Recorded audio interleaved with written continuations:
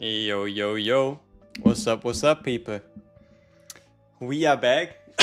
And holy shit, I looked through the amount of videos, right? I looked through the amount of videos I've done, the amount of streams I've done, like, I guess overall the amount of times I've covered Season 2. And I'll be honest, I thought I did more. I'm not gonna lie to you, I thought I did more. I had so many ideas at the beginning, I wanted to do so many different things, but I didn't.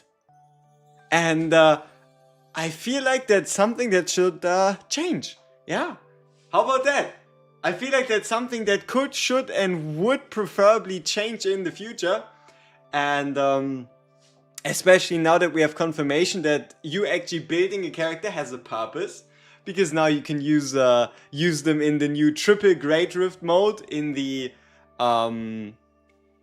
in the Great Rift itself as well as also the ability to like preseason farm and whatnot.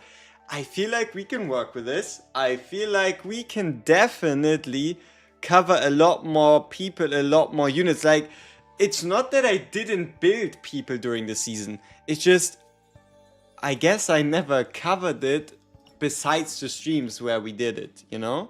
Like, for example, we worked on Reworked Chizuru.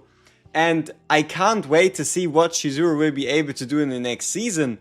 But I never really talked about it, you know? Like, the only thing we did was mainly play it on stream, use it on the side. But I mean, hey, look at this. It's a damn Oni hunt with draw 1 at 4 copies. You know? It's like, what a waste not to talk about this beautiful deck. But no, even more importantly, we have this singular stacking Oni hunt. We also, I think, have this mixed version somewhere as well. Here, this like multi-hit version, and I don't know. We never did anything with it. But yeah. On the note of how excited am I for tomorrow, ooh, we'll have to see. We'll have to see. It's gonna be something for sure. Did you see the bikini character leak? She looks pretty. No, I did not. No, I will not. But whenever we get it announced, that sounds like something to look forward to. I mean, we're getting towards summertime. Summer could be considered a season. Hey, Coffee Loki, LWG Go. What's up? What's up? Yeah. Before we like get into all these game modes and all the things we have to do and all the things I haven't done this season, would you look at this? We have 34 summons, we have a pity of 30, and maybe based on who we pull, we might just have ourselves a character we play today, huh? You did the second episode of your podcast for Savior? Damn.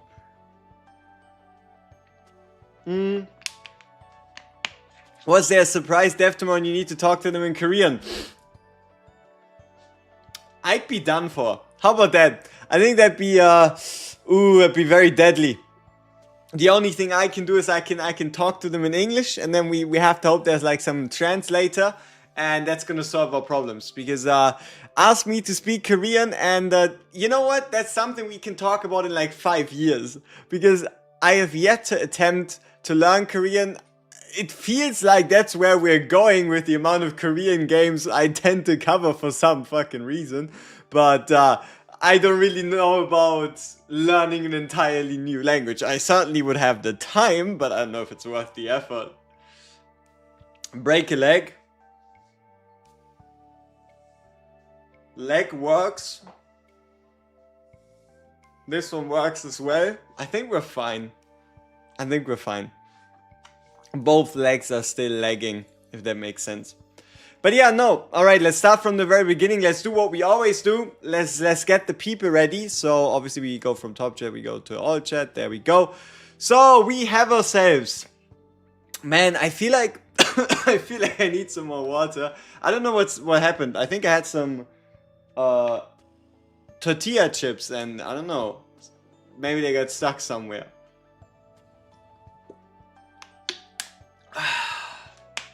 Alright, so we have ourselves, holy shit. See, I like to, you know, shout you out personally. But then we have somebody called Fadila Tafa Abdullah 7616, and that's just a name that, especially with my, you know, clear tortilla chip affliction, seems a little difficult. But Menyaboa, Eaglehawk, Jack Nakasano, Ponpon, Armin Uller, Taukon, or Taukun, probably Taukun, Harmouth, Fremon, Saltera Edits, B. Zanes, Dieter, Zinitorum, Charles Remains, Marshall, Nahania, Mewtuber Real, Rin-In, Nekovex, Sloth Zombie, Francisco Jones? No, Francisco Jones, I'm so sorry. Kitsagi, 02 Jump Forever, I guess, or Forever, missing the ER, Nekovex, good shit, Nahania, present. No, wait, that's not your name, that's what you said. Selena, what's up? Jamie Jr., Jesus Mendes, or Jesus Mendes, I don't know. Good stuff. Hey, wait, there's a good morning message that I missed. 24th 7 Cookie, good morning, appreciate you tuning in. Alright. So, who can predict successfully? Every one of you is only allowed to send one unit. We have in its entirety how many different 5 stars to be pulled? Like, yes, the standard ban is a bit of a disaster at the moment, but we have 3, 6, 9, 12, 15, 16. You only have a singular guess. I don't want to see you put messages twice. You have a singular guess. Who is it going to be? We have exactly 34 summons on a 30 pity. Hugo would be crazy. Alright, so let's get into it. Maybe we get a fake out. Why am I over here anyway? Why is the chat over there? Doesn't it usually happen to be here? I don't know. Alright. So this is 10 shards, very important. Shards, very useful for buying pity. Looks like we're going hard pity. Are we still missing Hugo? Yes, we are. I hope we continue to miss him, not gonna lie. I hope we continue to miss him. It gives my account flavor, it gives my account texture, you know? Alright, how deep into the 70s do we go? Maybe we can make it to 67. Alright, let's see. So, it's gonna be somewhere. Maybe it even ends up being a dub. Hey! XX, CWS, XXX, gonna be Renoa. True! Jesus Mendes, right as well. It was, in fact, Renoa. Ben also with the Renoa. But hey, Gava Hollow also with the Renoa call. A lot of Renoa calls. Holy. Yep, Renoa. Gava Hollow, yep, Renoa. Good shit. Eaglehawk, also Renoa. Tough. Now, do we have any 2-in-1 believers? We have 9 summons left. Huh? Any double believers? Any double believers? 2+? Yes? Alright, let's see. No. No.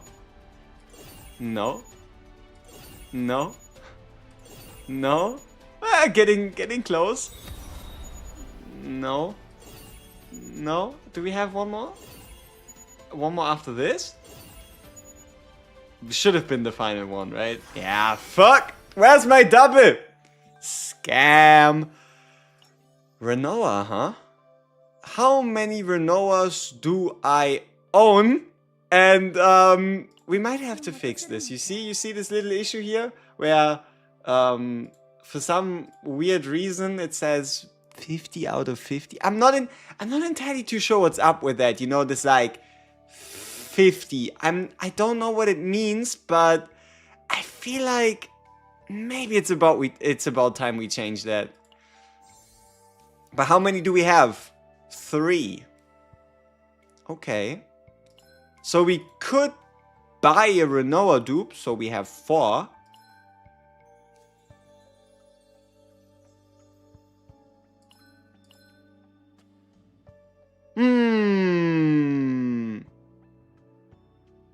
Do we do that? Or do we just wait until it happens naturally? I mean, we have the points. Let's see. We would have the points, technically. But damn, yeah, 400? I don't know why. I thought I either had 800 or characters used to be 200. Spending 400 on a Renoa dupe with us only having 540, maybe, just maybe that's not the way to do it. Yep, maybe we don't. Maybe. Alright, in the entirety of our account, how many points have I spent? Let's think. I mean, we're talking dupes, okay? I bought a Luke dupe. Yep. I bought 2 9 dupes, so that's 1,200. And I know that I bought 2 Serenial dupes as well, so that's 2,000. And then partner-wise, must have been a Janet, so that's 2,300. We bought a Scarlet, so that's 2,600. One of these partners was with points. I don't know who. One of these, like, premium partners. So, I think 2,900 is probably what we did. That's a lot. Okay, how are we looking resource-wise? And how prepared are we for the lady? Right? So, we have ourselves 527 experience. We have 188 big passion stones. We have ourselves 471 blue passion stones.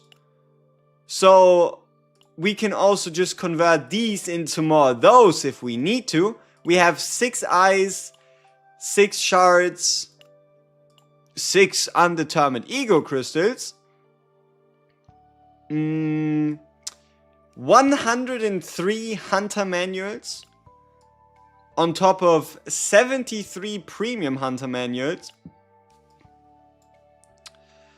100 what the fuck? 177 advanced hunter certificates. That's a lot. And then 57 of these. Oh, and then obviously we have 23 choconillas as well as 18 slices of cake. And 3 of these. Which are also good. Yeah. Huh. I think we're prepared. Not enough? You need 5,000 more? Do I? Damn. Maybe we do. Only 6? Yeah, I mean, I don't know. I don't know where they all went, but we can always get more. But at least I'm not gonna run out of gear upgrade material anytime soon. Yeah, I don't know. I think this number is starting to get a little ridiculous, right? Like, how are you gonna spend this in a lifetime anyway? 55,981. Same is true for these fuckers. 600. Like, come on, what am I gonna do? Where do I find all these gear pieces? I'm hoping Serathea will be a good hunter partner. Ooh, that reminds me, I think we just bought her. Seeing as how the battle pass runs out in a few days. This is my... Oh no! Okay, so... This is not a good look, I know. But maybe there's a preference in here somewhere. I'm just not quite sure what kind of preference. But specifically out of all the 6 partners available, we've obtained 4 until now. Yeah, I think scientists are still debating what exactly could have been, you know, the deciding factor in picking up certain partners here. They aren't too sure. They aren't too sure, but they feel like, you know, they're starting to make some discoveries. Though what I'm scared of the most is running out of gold, right? Like running out of units. How many units do I have right now? Aren't they in here? Am I blind? Maybe not. Are they in here? No. Aha! Oh! You know what? Maybe I don't need to be scared of us running out of this anytime soon. This should be enough for, like, maxing out, like, fully maxing out, yeah, 2 characters. So that's good. Should be fine. If this game would be stars heavy, you run out of attempts to do your chaos ones. That'd be horrible. Okay, let me show you the state of our grind, okay? I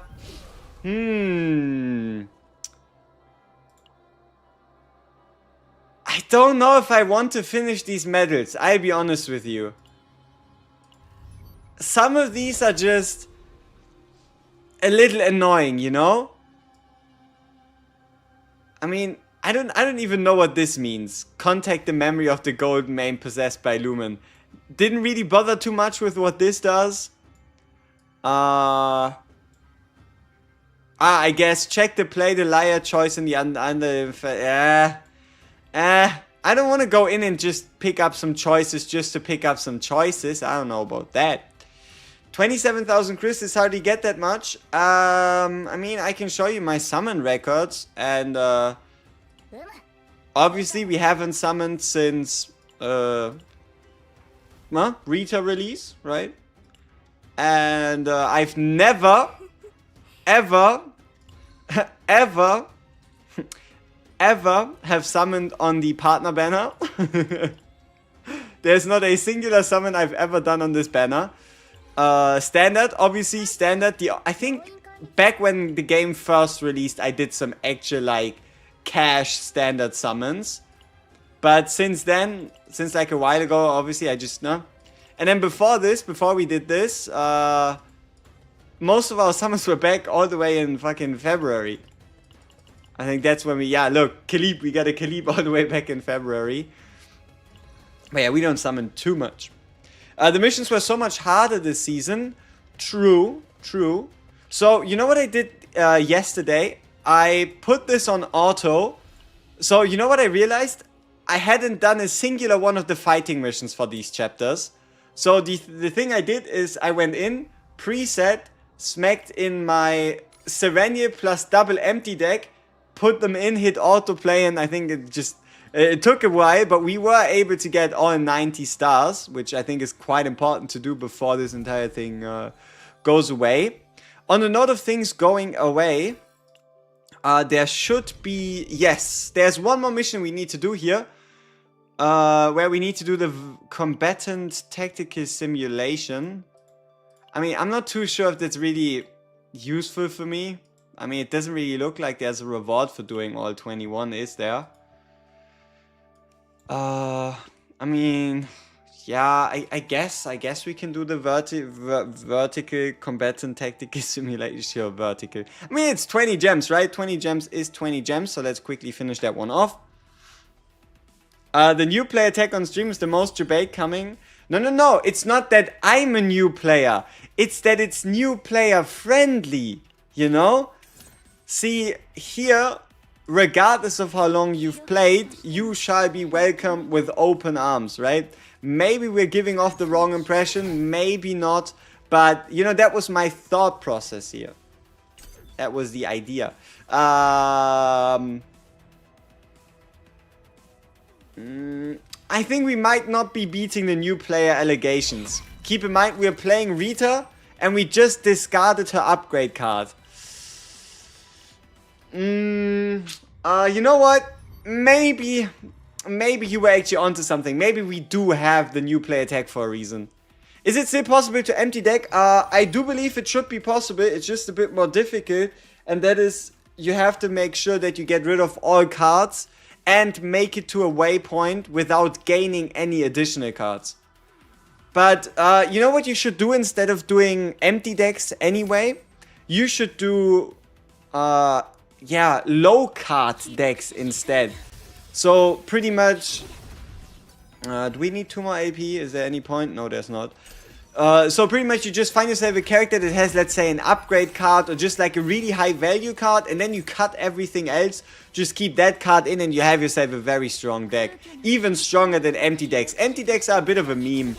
Like, they are nice to look at, but in the grand scheme of things, you're better off not having them. What are we doing?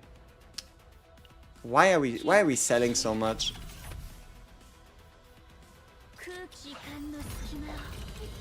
No rewards. You know, I think Chaos Zero Nightmare, it never had any rewards for new players, like, ever.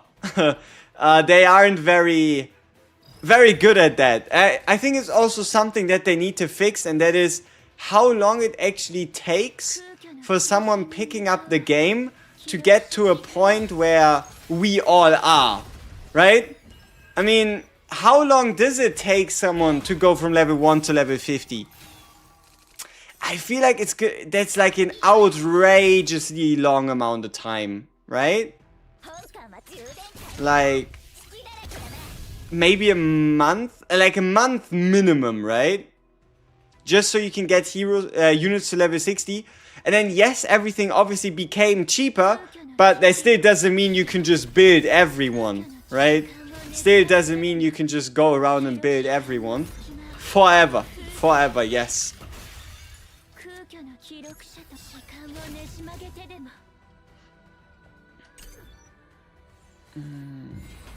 Empty decks are a nightmare to make if you're already invested in potential too. Yeah, they're just not worth the effort. Like, I know they look visually impressive, but I tell you that they really aren't. They really aren't worth the effort.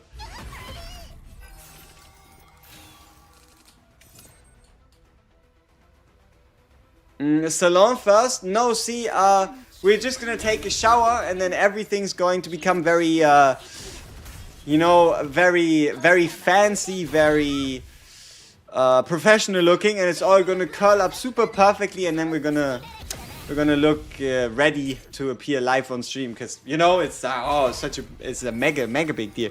I have a guarantee. Can I use it on half? Any character will have separate pity.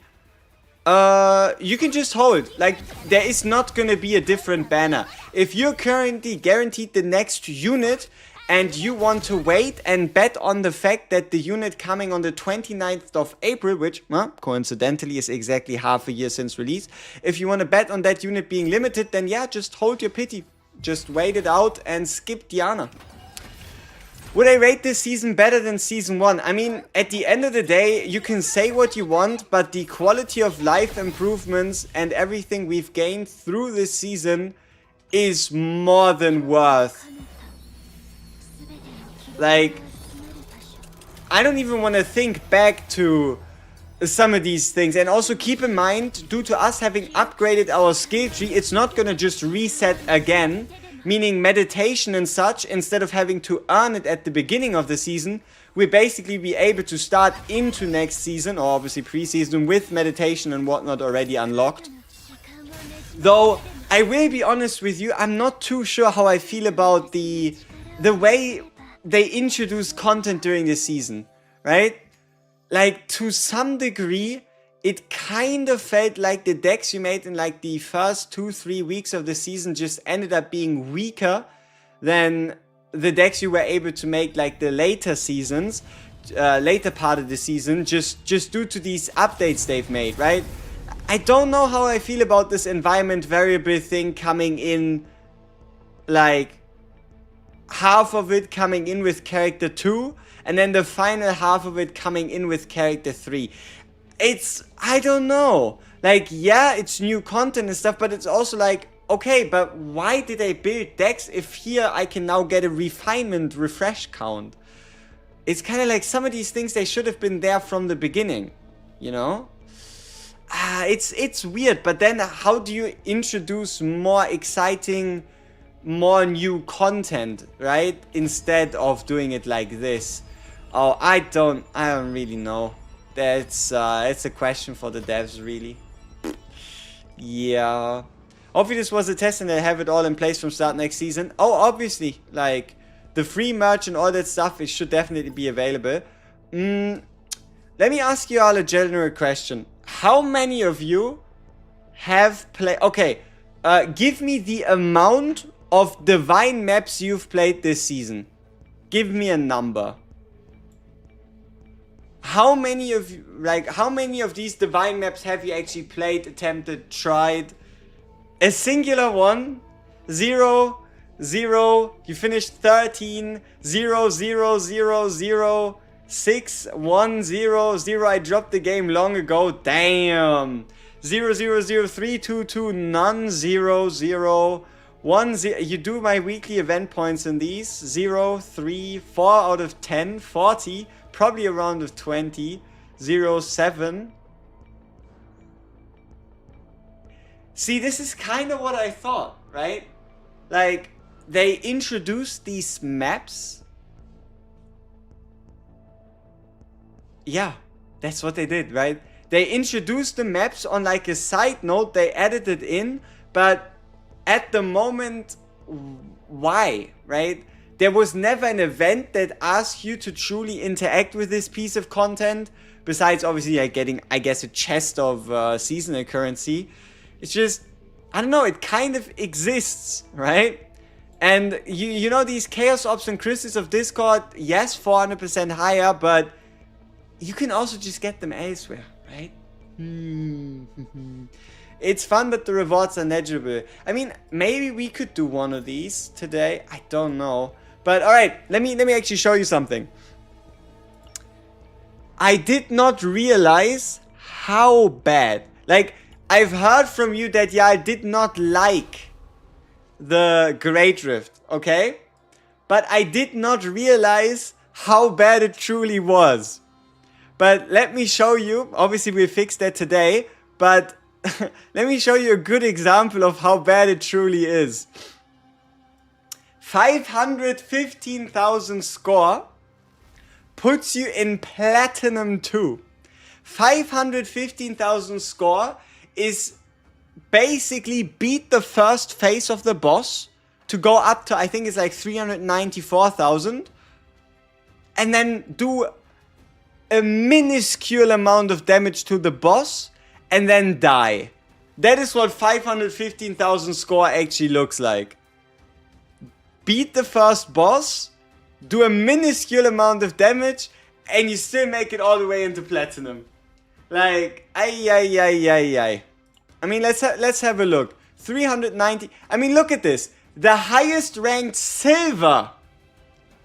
The highest ranked Silver hasn't even beaten the first boss.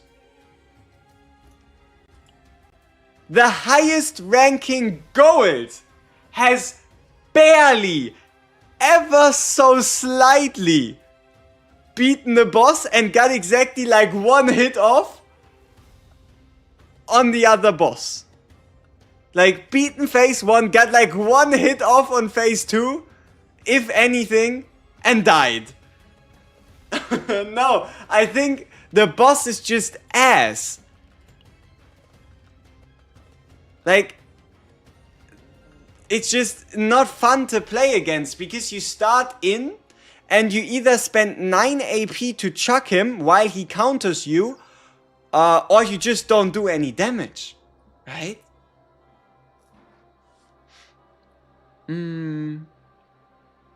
Yeah. So Diana's for half anniversary? No. Half anniversary should be the first character of season 3. Season 3 should start with half any should be season 3. Yeah. It's the constant counters, yeah. See, this is also kind of what I thought. And you know what? I made another bit more interesting discovery. Not in a particularly good sense, but the longer you play this game, the more you realize there's only 2 divines in this game. Like, realistically. There's only two divines. AP or cost reduction and draw. And that's it. Like, the difference between these two and every single other option is so astronomically large. I have no idea how the devs are gonna fix that. I have no idea.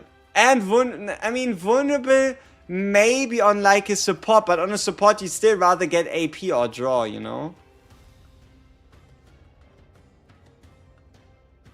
And weakness sometimes.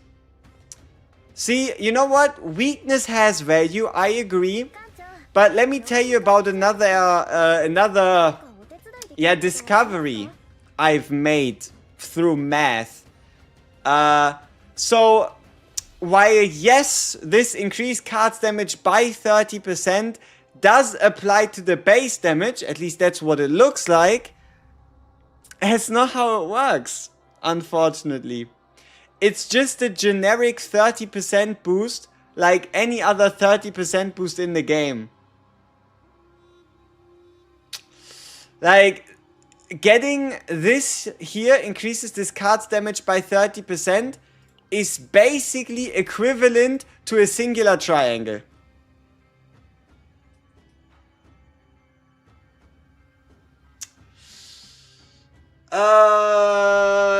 Yeah.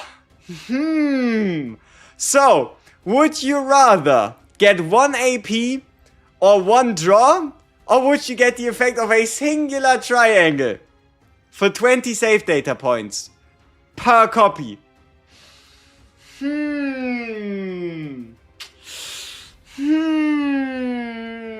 don't know.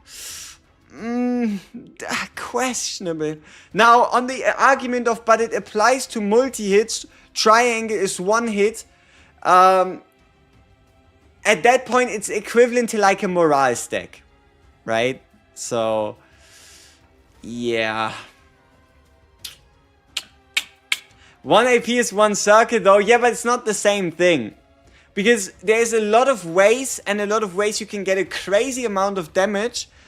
Getting a 30% multiplicative damage boost for 20, and then let's say you have multiple of it, upwards of 80 save data. Like, at that point, you can just get refinement on your gear for 10. And get an increase for all your cards, right? Or maybe remove AP and draw from the pool of non-exhaust cards? Nah, they can't do that. They can't remove AP and draw divine from like non-exhaust cards, because at that point, why would you go for divines anyway, right? Why would you go for divines anyway? Nah, then that wouldn't work out. Like, I mean, let's have a look at all the divines in the game and see if maybe we can think of something where one of these divines could be like really exciting for a certain type of card, right? Like, maybe we can brainstorm something. So these are all the divines available in the game. There's exactly 12 of them, right? We have cost reduction, which is technically the same as AP, because if you get AP on a card, it usually ends up being cost reduction. Then we have damage increase, tenacity increase, coordinated attack, attack weakness, shield, heal, agony, vulnerable, and then I guess one morale, 1 resolve. You know what? Maybe this one is actually better than this one. I think the 30% shield divine should be more valuable than the 30% damage divine, because it is a lot easier to get a 30% damage boost than it is to get a 30% shield boost. So maybe there's at least some value to it, but there's a problem, and that is it only appears on skill cards. And skill card wise, you better pray that it ends up being the one draw instead. Like, you don't really want to see shields. You don't really want to see healing. What you want to see is the draw. You want to see the draw. That's what you want.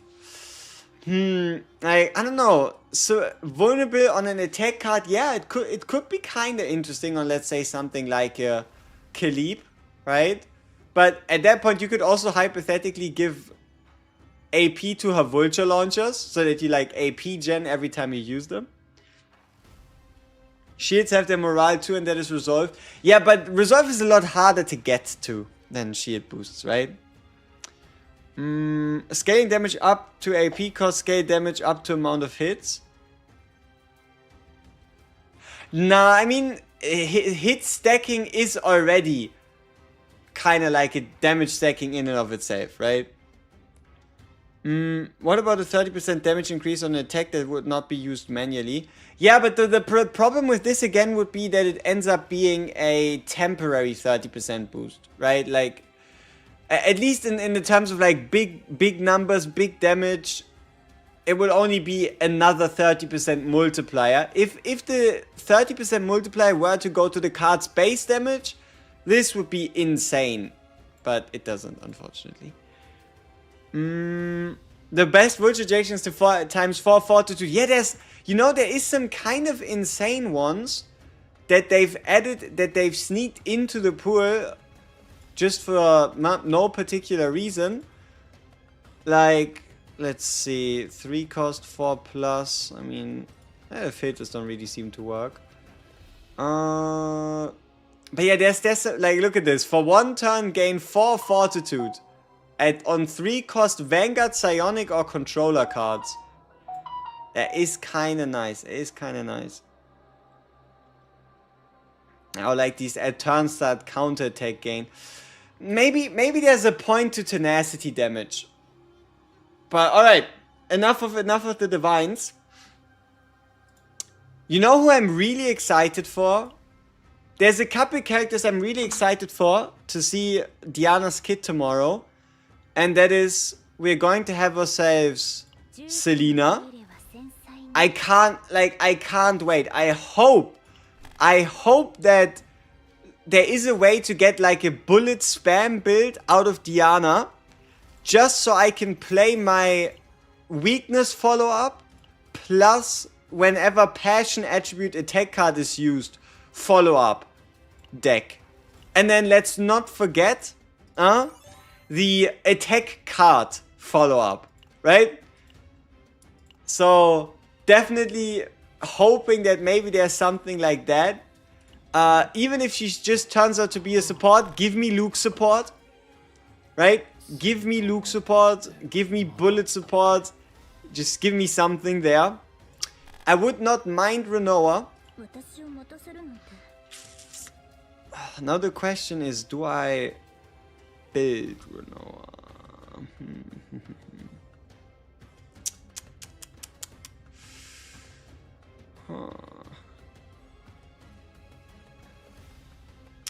We kind of have to put her to 60, right?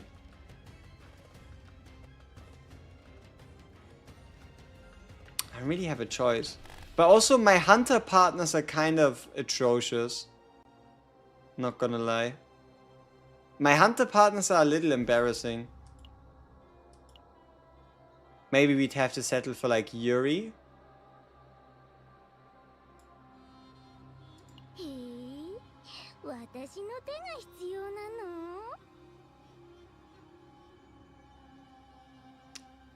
I mean, we do have the stamina to farm enough of the promotion materials before Diana releases.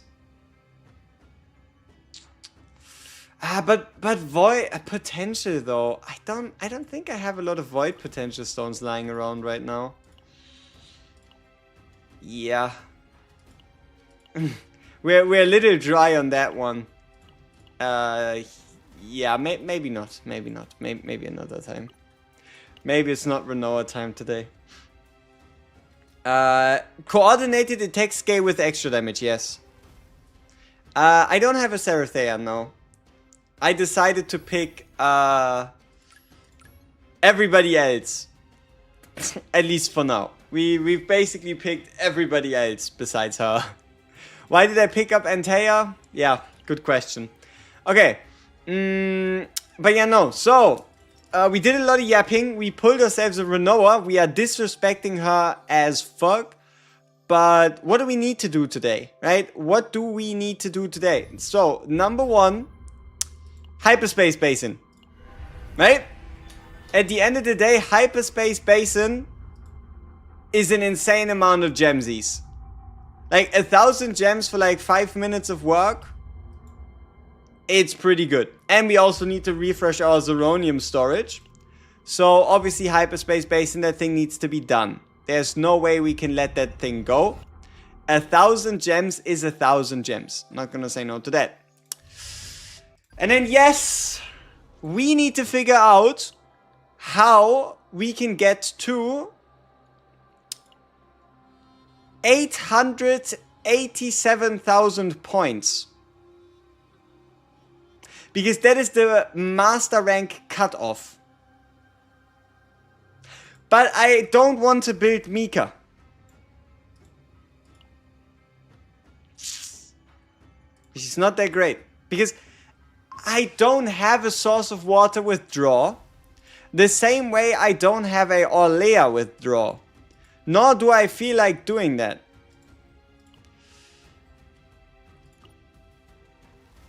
I also don't really have a build Veronica. That's not great. You know, I have a Veronica, but I don't usually bother with Veronica, you know? I'm not too sure why, but I just never feel like playing her. I know she's super strong and you should play her and she has this double card draw, but I never really do. I never really do. Does the support exhaust set stack? I don't think it does. I don't think it does. I mean, you can try it out and you can go into the buff menu and see if you see 2 buff stacks. Just use some unupgraded pieces smacking on a character. Do I have a Divine Tefera? Yeah, obviously. Like, in terms of Tefera, we're good there. Maybe we're gonna play Naja. Draw support Naja. Sounds like an interesting idea. Because I'm running out of healers and we need a little bit of healing. So yeah, we're just gonna be using this deck. Prediction 1 AP. If not, we could also play Select Draw. We could also play Select Draw potentially. Or we could play Prediction. Just with the different creation and destruction. Maybe this would be better. But this creation and destruction is kind of fun. Yeah, but no, I think we'd probably play this deck.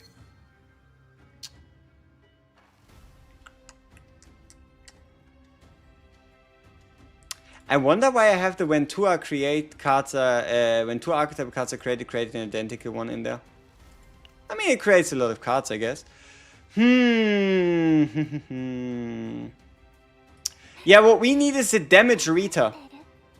We need a damage Rita.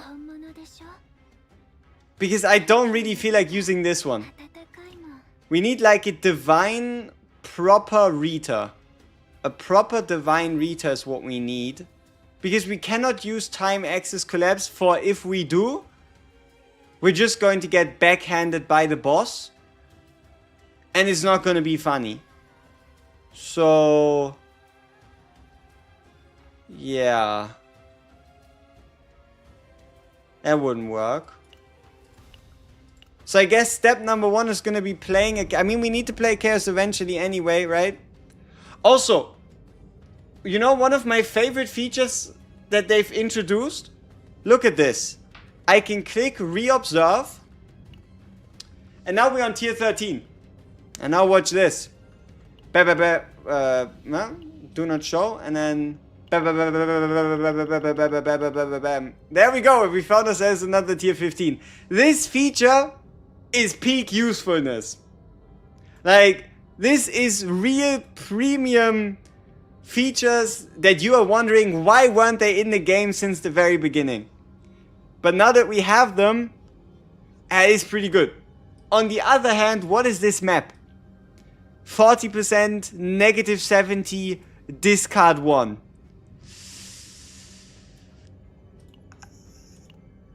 I'm not feeling it. Luckily, finding tier 15s has never been easier.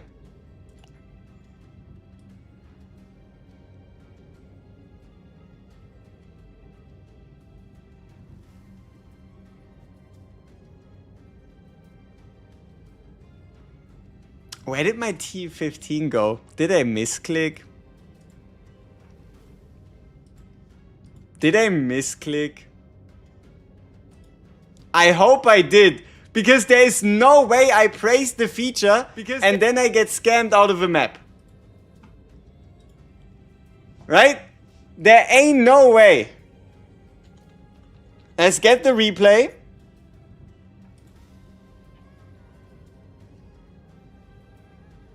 Hey! Wait a minute. Oh shit, I did hit confirm. What the fuck?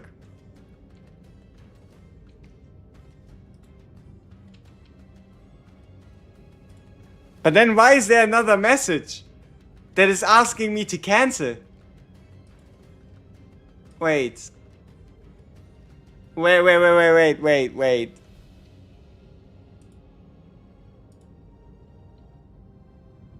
No. Okay, so what exactly happened here? Is this the annoying map? Right? And we confirm. And we spam. We get the tier 15. We cancel and the map is gone.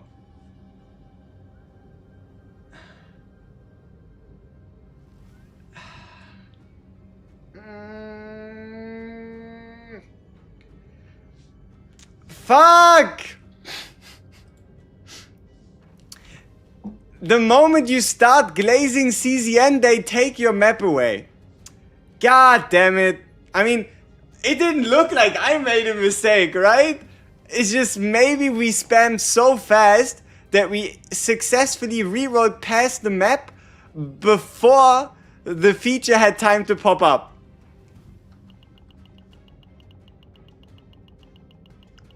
Maybe that's what happened here.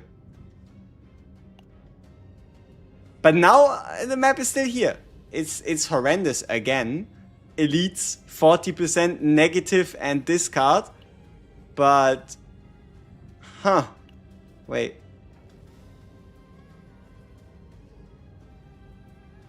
Ah, so we just went back to back. Huh.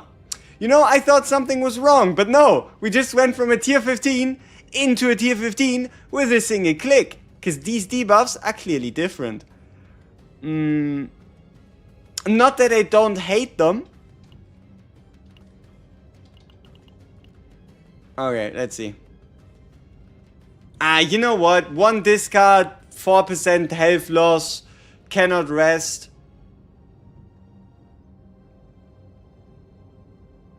We should be fine. Somewhat. Maybe. I don't know. It's gonna be alright. It's gonna be alright. Okay, we have the Avengers.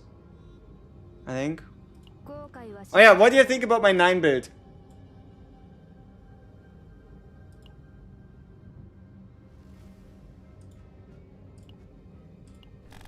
I was able to find a bit more defense for my 9.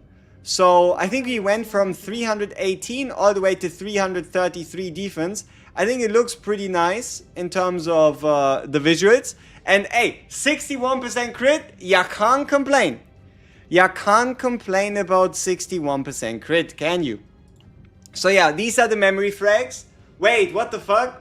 I think we need to fix this. This looks a little suspicious. I feel like there's something missing on this 9.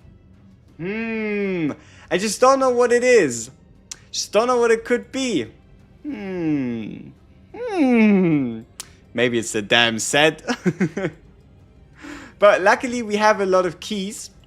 So it should not be too difficult for us to find a good one in there somewhere. Maybe even a better one than the one before. 2.9, 1.9, 2.6. So I guess we're going down a bit in defense. This would be a lot of defense, but no crit rate, no crit damage. Yeah, I guess we're going with that one then. Why is it on Luke? I don't know. So, okay, I guess it's not 333 anymore, but 332. Fuck. Okay, how do we fix this? We need to give her 1 affinity. That's how we fix this. So, 1 cake, 2 cakes, 3 cakes. See, as I told you, what do you think about my 9 build? 333 defense. 333 defense. We did lose 1%. No, we lost 0.6% crit chance, but we gained like 2% crit damage. So I think we're fine. I think we're fine. Wait, we're missing the set bonus. What am I doing? How many crit damage pieces are on this 9? What have I done? Am I even awake yet?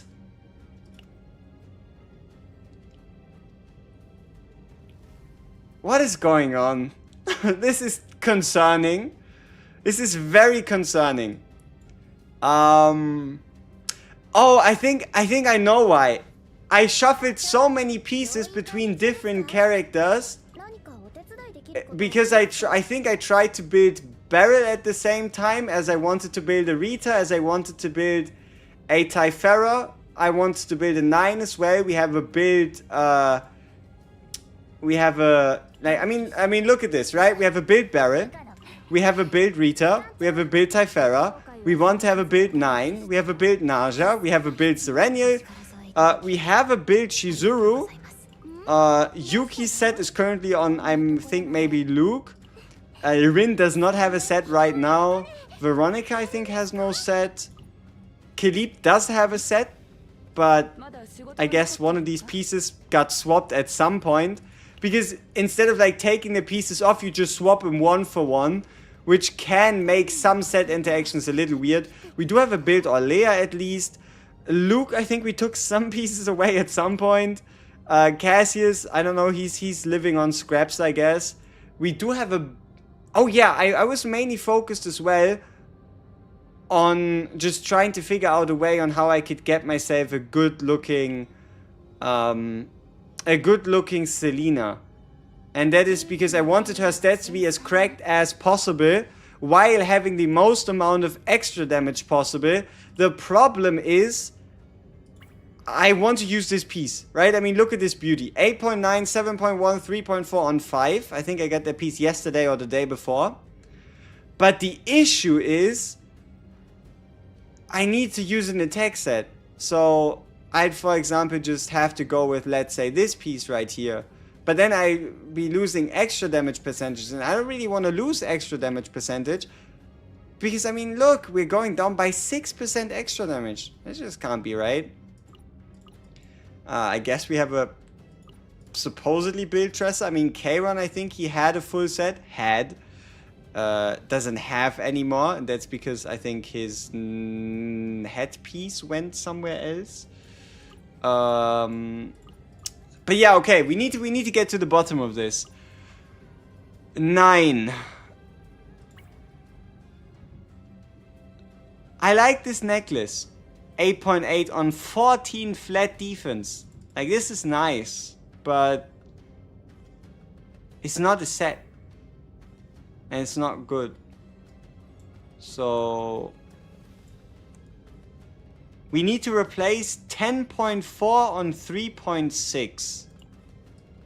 Preferably with a Beast Yearning. 14. I have 14 of these. The problem is I was always scammed on substat rolls, which is why it might be a little tough for us to find something that rivals the stat line. I mean, this is looking kind of decent. A bit more defense as well. It doesn't have crit. It has a lot of crit chance though.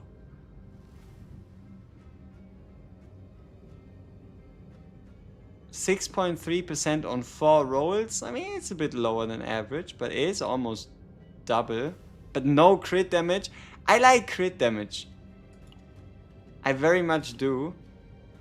So preferably I'd like to get a similar amount of crit damage. But I guess that's not happening. 8.1. I mean, this would just be a straight downgrade. Like, why did this have to go into damage over time twice anyway?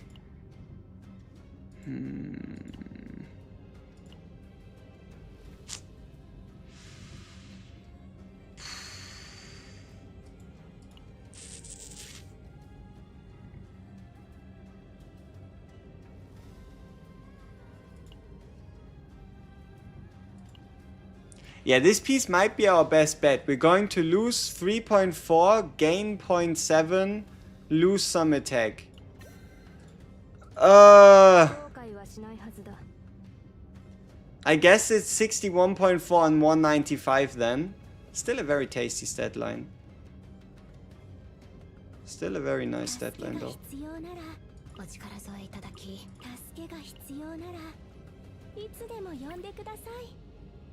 Yeah. Yeah, my Serenia, she has some decent pieces. She does.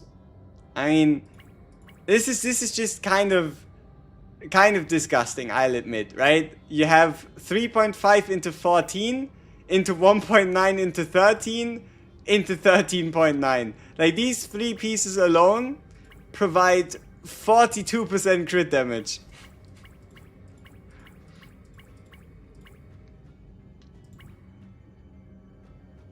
Yeah, this is just frustrating. Why did it have to be a double defense roll? This could have been so much more, you know? Could have been so much more. Oh well. But yeah, she's doing well. Diana or Rita, I'm 22 from a 5-star. How about you do that? You make that decision tomorrow based on what we learned from her kid. But I'll be honest with you, I am more looking forward to Diana than I'm looking forward to Rita. I don't know why. I mean, okay, I guess I know why. She has a gun, you know? It's pretty cool. Hey, Mr. Puyo, what's up, what's up? Okay, Chaos. Let's stop stalling. It's been a while since we did a Chaos run on stream. I did 2 of them yesterday, I believe. So that I could do them before the weekly reset, so I get my weekly progress. And our goal is going to be a hopefully divine DPS Diana, Rita. Now, the cards we want to go for is going to be Chrono Archon with the +3. So, Chrono Archon with the +3. Preferably a 1/3 cost card in hand, or this one, Future Decreed, I think. Like any of these two with like a divine. And then for Time Axis Collapse, I don't know, maybe the buff? Maybe the Time Axis Collapse buff. And then Chrono Circle. I mean, this one, Divine, would be great. Do I even... or do I need to farm a deck?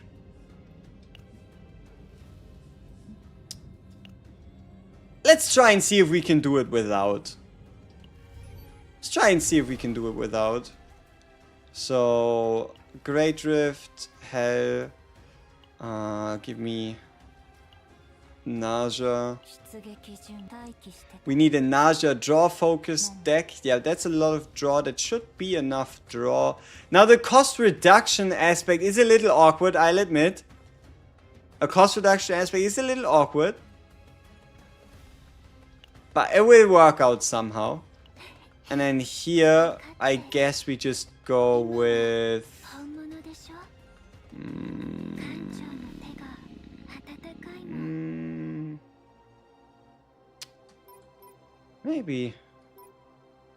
Maybe this one. I mean, this deck is short and sweet. It doesn't even... Does it even have... No, it doesn't even have a time axis collapse. Just doesn't have it. So, I guess we're gaining a lot of resolve for some reason. I mean, who knows? This could still work. This could still work. Maybe we don't have to do the run. And then otherwise here we'd get a lot of fate imprints. I mean, that could work. You know what? Let's try this deck instead. It's pretty similar to what we would have built anyway. And then here, let's go with the triple prediction version. But this creation and destruction is a bit of a problem. And that is, it will continue to create creations and destructions. And we would have to play them to get rid of them. And we'd probably take more damage than 96 shield, 96% here would actually regenerate us. So maybe we would be better off going with this deck instead, even though it has one more card.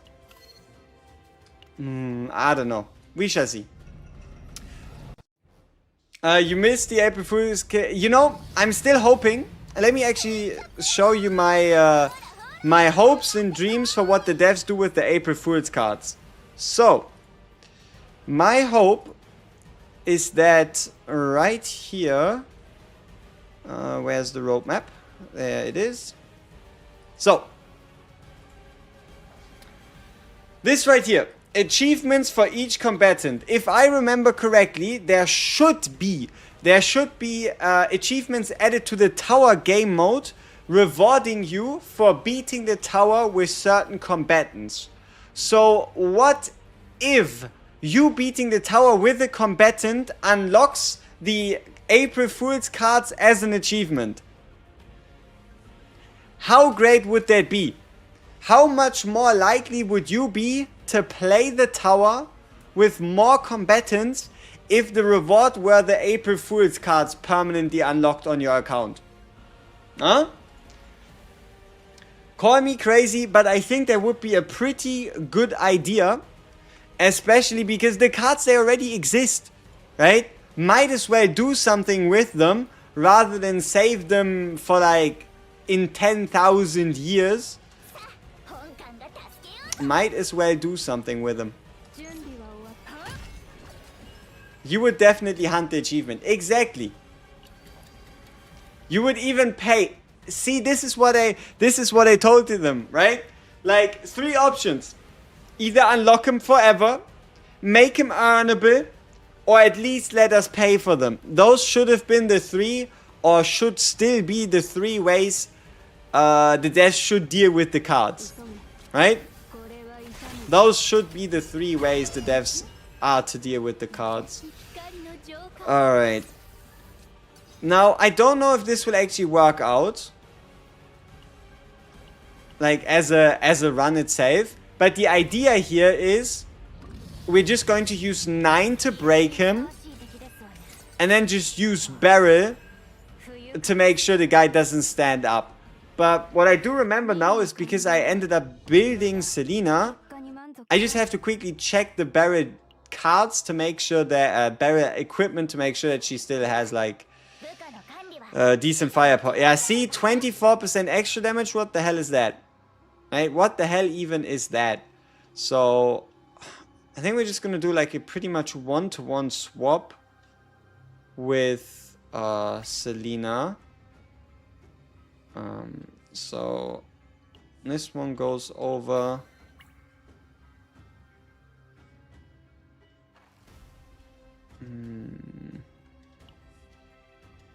This one moves over.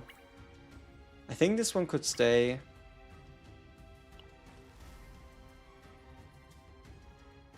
No, this needs to be crit damage. So I guess we just keep this one. And then this one can stay as well. So that puts us at 41%. That's fine. Oh, that is fine. If they reuse it next episode, the community would riot.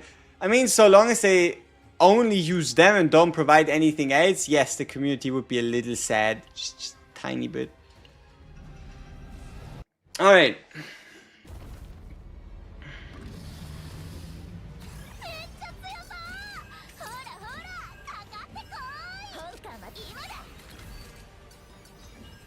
Okay.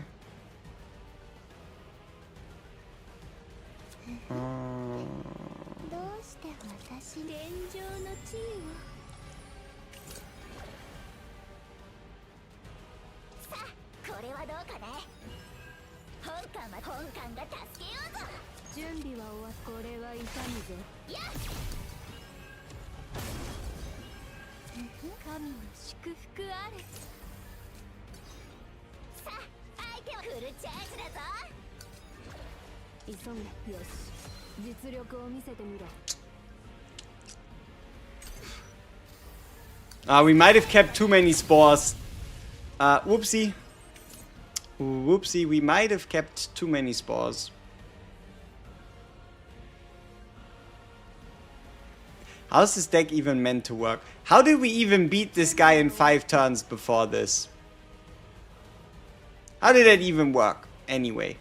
Also, does this take away 3 or does it take away 1? It takes away 3. What kind of 9 deck am I using? Ah. Makes sense.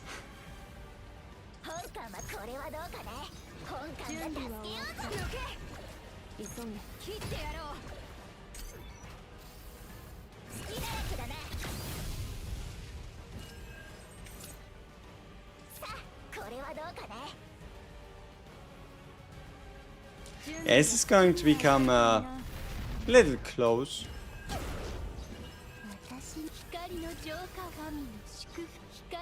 I think we took advantage of Will of Light. And then obviously the next turn. I mean, who knows? Let's see how this goes, and then based on that we can make some decisions.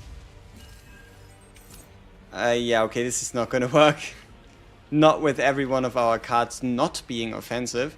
So, okay, I guess we have to focus on breaking him a little earlier. And get the cards out. Hopefully get ourselves a fighting spirit a bit quicker if possible. And then that seems like it should work out. Wow. Retaining a card that does not have a retain effect. A genius. A genius.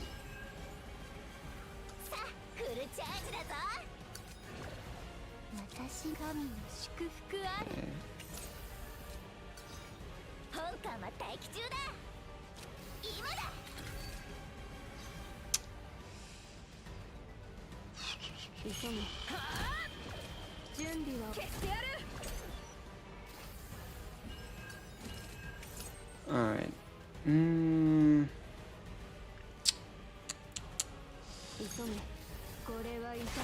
Do we even need Orlea?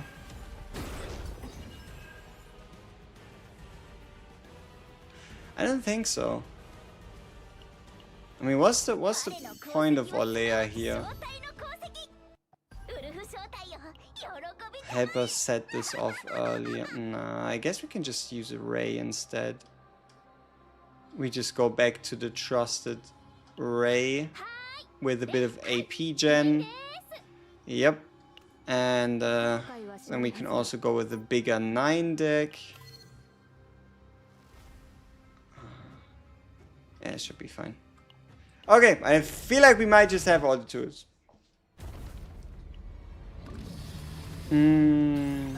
Alright.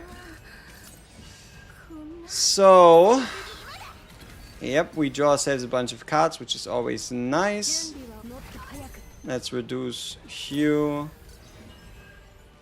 Okay, perfect. So we can play this, we can play this. We can get ourselves snack time. Yeah, okay, now this should become easy enough. Draw ourselves 3 of these. Get rid of this one. I guess get rid of the spores, just so we don't have to bother with them.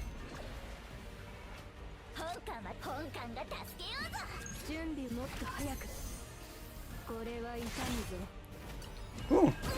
We can actually use the card draw here. Should allow us to play out an additional opening found, which is nice.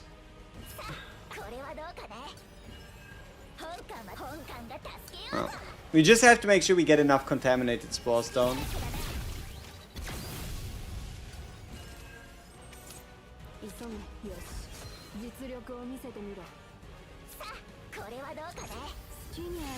Okay, this should basically be it.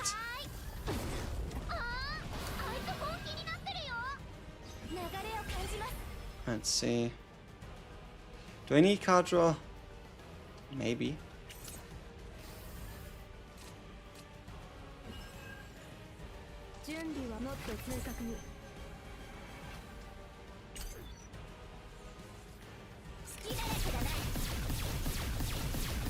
Yeah. Yeah, we should be fine. Hopefully. Okay, where's the last opening found? There it goes. Okay, this should be a done deal now.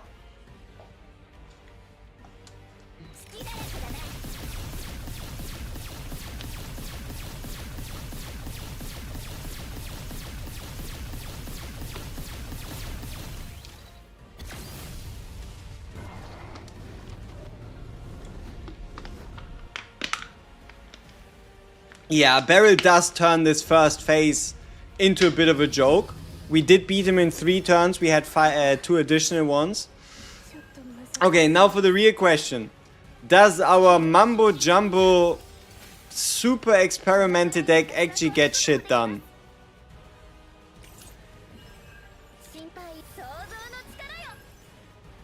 15 armor. That's annoying. Hey, JG, what's up, what's up? Welcome, welcome. Yeah, I mean, it's free, I guess. 2 Fate Imprints, draw 1. 2 Fate Imprints, draw 1.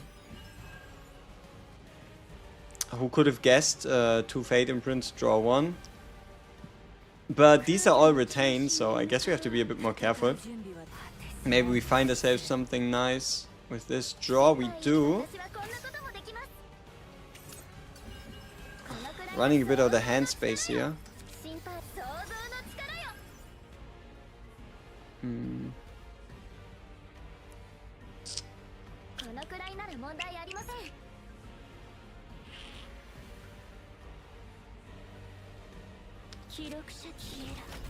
Ah, we should have used the draw 1 version. Then again, how many hand cards do we currently have? 8. So we do need to play one of these. And then we are allowed to play this one. Ah, fuck. How do I get AP? I need 1 AP. Can I do that? This would be an archetype card. Does not look like we can. Oh well. I sit him with one of these.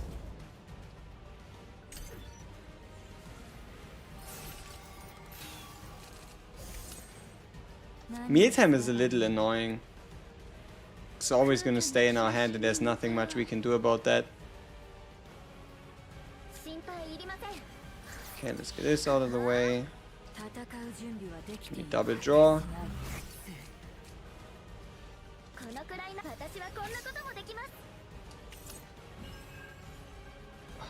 We even predicted correctly, it's just... hand size, hand size.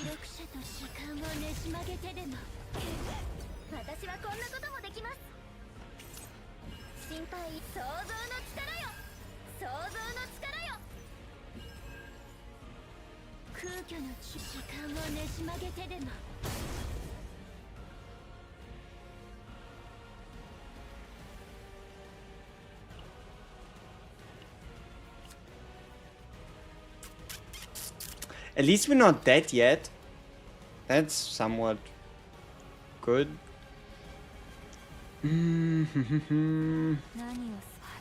See if we can draw something useful. Oh, it looks not too bad. Time axis shift is great. Getting this one now is a little unfortunate. Not much we can do with it. None of these cards drawable. We have 2 extra AP. That then turns into 3.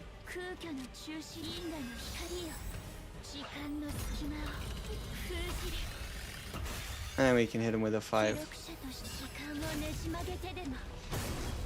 Oh well.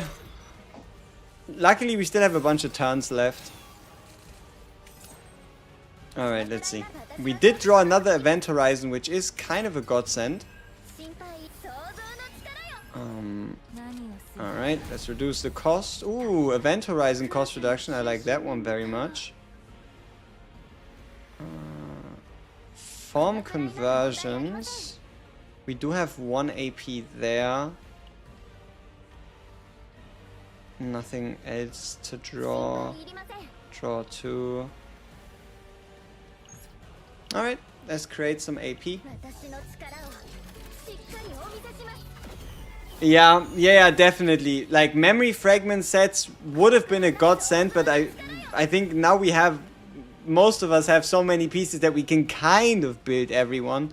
But yeah, definitely more memory fragment space. Though, me personally, I'm only at like 350 or so, instead of the full 600, but I can understand that a lot of you want to keep like a lot of different pieces. Okay. Just kind of thinking what would be the smartest thing to do here. I mean, it is free, so I might as well get myself an additional AP.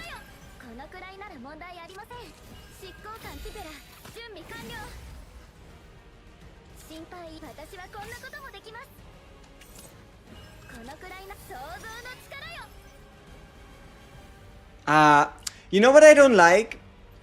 Didn't we used to be able to get above 10 AP?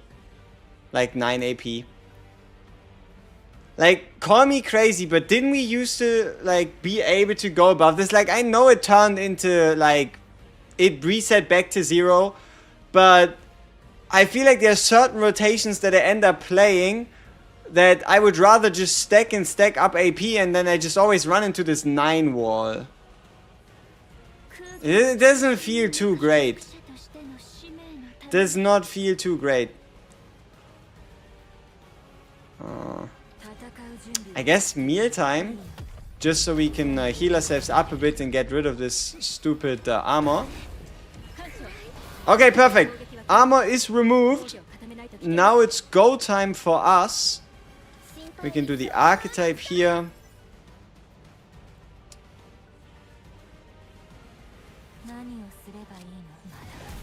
Cost reduction, I mean, why not?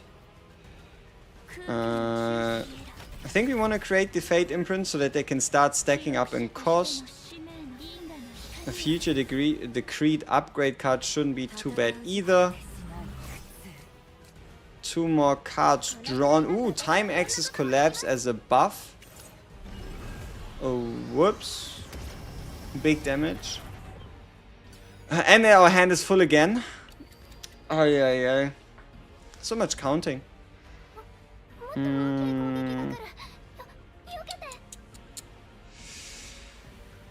How do I play this to the most effect? I guess we do the upgrade skill.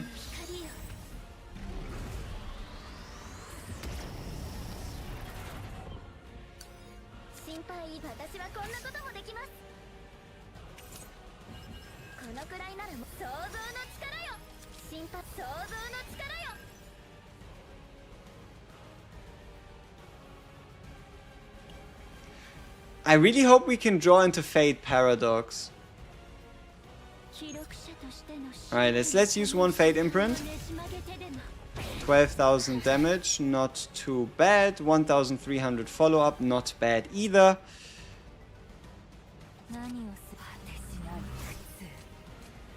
Nope. I guess it was not in the cards for us. Yeah, I guess that's fine. 12,000 damage is alright. And we do at least now have full stacks, and we have time paradox, so we should be able to do a little something. Okay, and get ourselves a bit more AP. Alright, let's get some Fate Imprints going.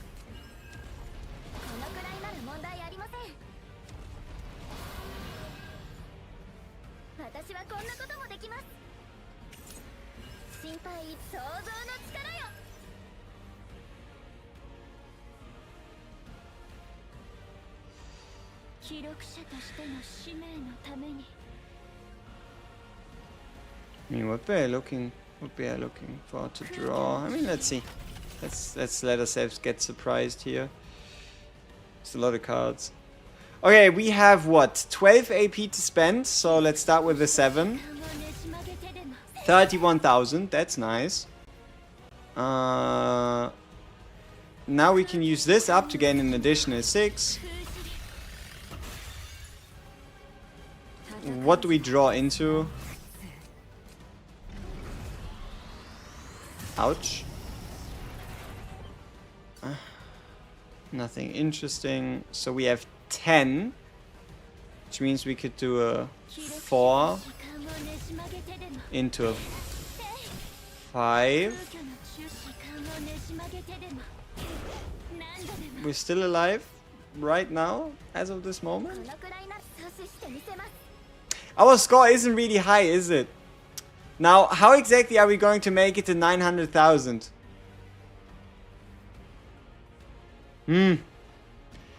Armor is back as well. Awesome. That's not so great. When does this shitty armor come back? How many turns do we even have to do actual damage against the guy?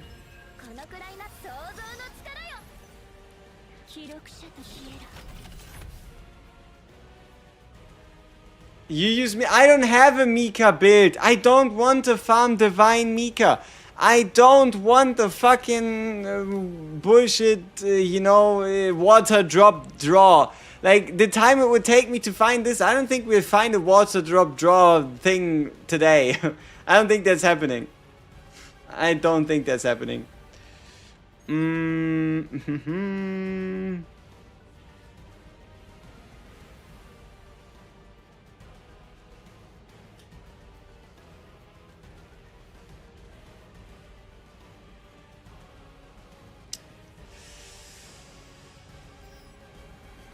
Why do you have 6 morale stacks anyhow? You silly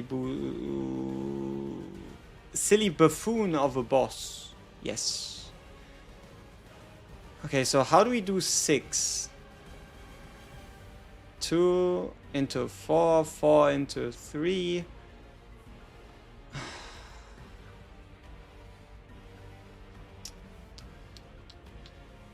The counters, they're just gonna kill us, no? Yep. Man, that surely is a little annoying. What's the main thing you think I tell the devs tomorrow in terms of questions? You'll have to see.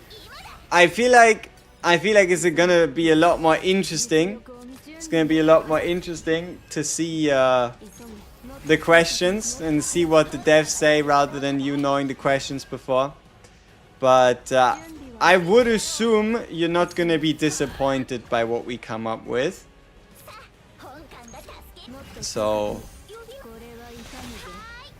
it should be fine. And E2 Typhera gives tons of heals if you stack 3 circles. Yeah, true. Yeah, maybe that's how people are able to play. Yeah, maybe that's the way if you want to play. If you want to play without Mika. Maybe we'd have to get ourselves E2 Typhera, which we don't have, which I don't intend to get.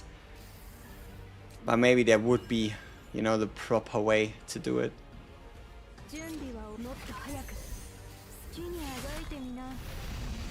Okay, so at least we've broken his armor.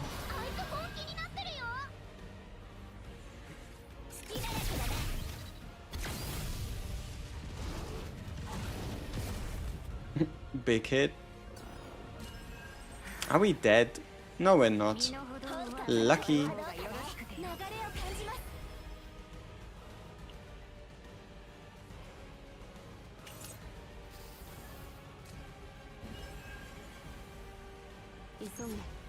Ah, still not dead. That's good enough in my books. I wonder if this is enough. Like, I have no idea how many of these we have active. It doesn't look like too much of a problem. Okay, maybe it is a problem. Uh-oh. Mika mocks all the healers. I mean, Typhara... Wait. Oh, so you can, in fact... Yeah, okay, five turns on the boss. There's no point to this, is there? Is there any limited characters to see? I mean, they probably announced it without us even having to ask. They did say they wanted to, like, from themselves talk about the half anniversary. I mean, I'd pretty much assume that that's a given, you know? Okay, now Hue Extreme getting reduced to 0 cost. It's a little pointless, isn't it? A little pointless.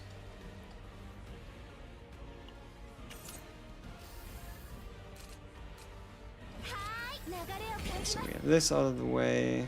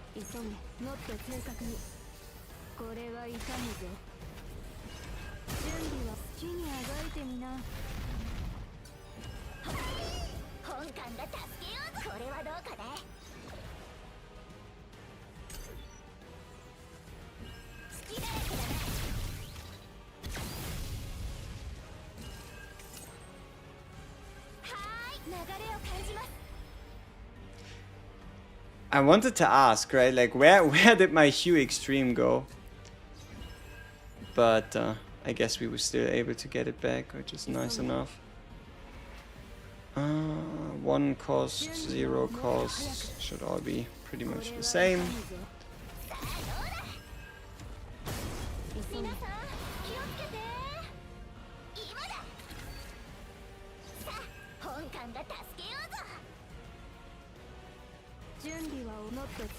I hope we can afford to take these hits, just so that the fight goes a little faster, you know? Alright, let's see how this turns out. Am I still playing Enfield? Yeah, I am, but I don't think I'll ever, like, really make another video about it. I don't know, it's just not something I have, like, a lot of ideas for in terms of, like, covering it content-wise, you know what I mean? Just, I don't know. Just doesn't fit. Just doesn't fit somehow. Ironclad is the way. Using Extreme in this first boss is not consistent. I mean, she does what she needs to do, right? Like, we'll be fine. Barrett is gonna be able to just deal with the boss. No, the real problem is how do we get a proper score on this fucker? Right?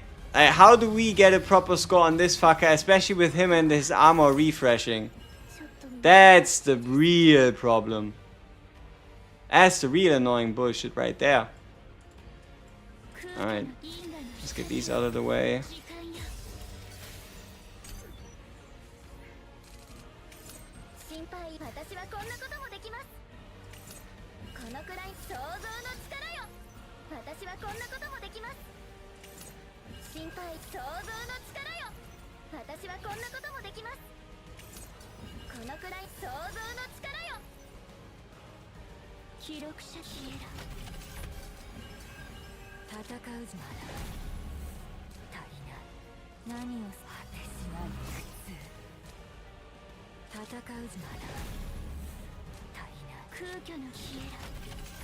Maybe we're creating too many. Can you create too many fate imprints? I guess you can.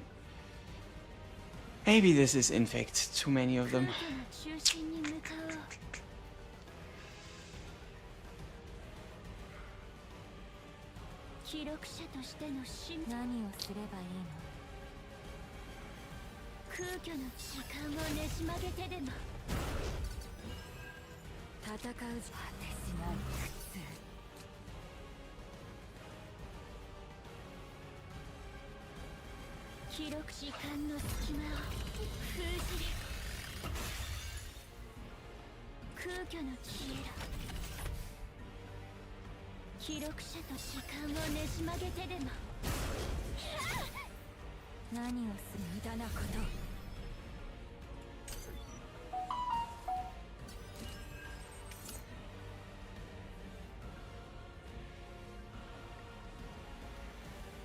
We didn't properly get rid of the stacks, eh?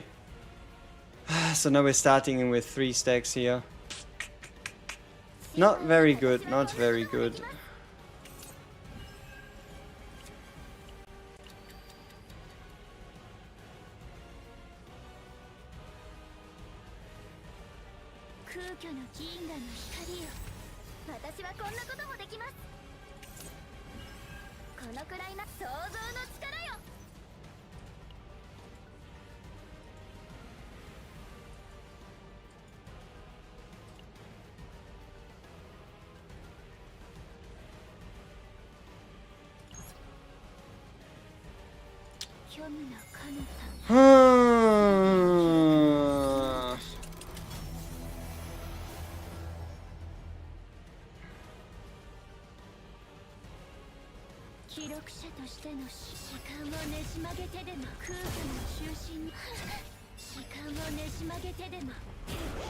Okay, at least we have the armor down to 3.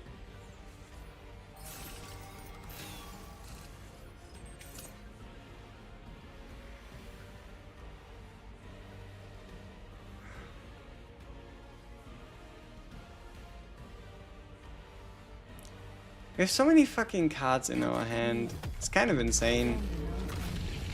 It's just because all of these cards, these fate imprints, they all just retain. So many cards to deal with. So many problems. Okay, so if I create 3 more of those.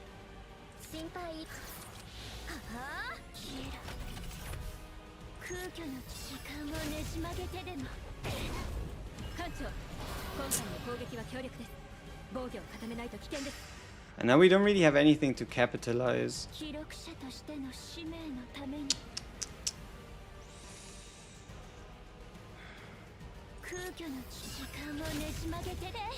Yeah, 4,800 damage, that really isn't that much, is it now? Okay. Can this draw something useful? Obviously not. Okay, at least we have an 8-cost Fate Imprint. Will we be able to play any of these? 9 cost, I guess, now. Yeah. I mean, maybe we can work our way towards it. We're decently close, actually.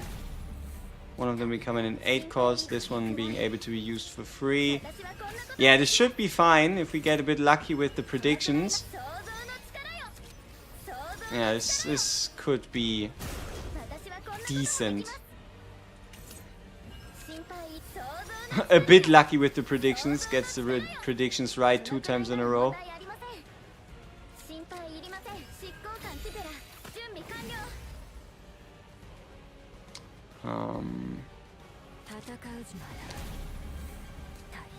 Alright.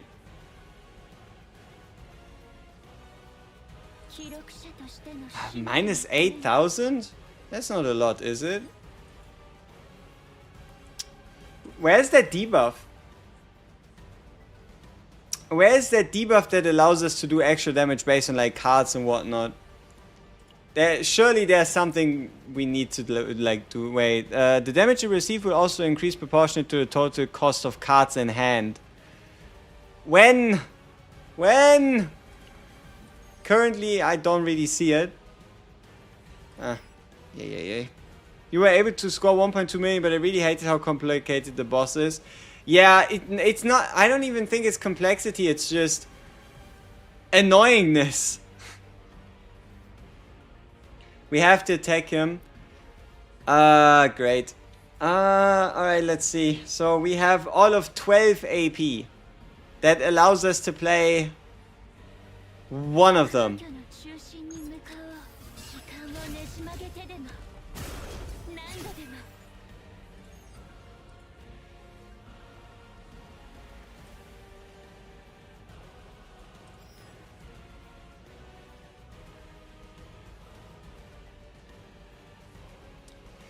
Yeah.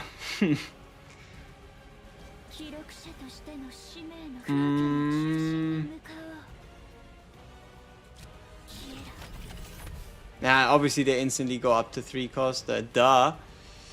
What else would they do? What else would they do?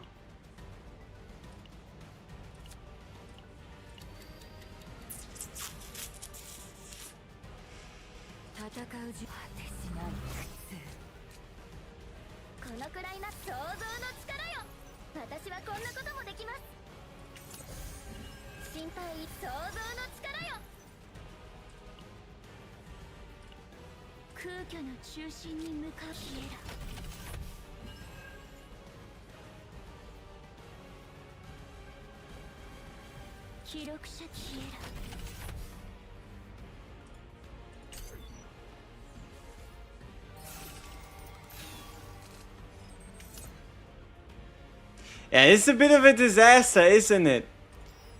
What makes the guy decide to go back into his annoying mega stance, you know?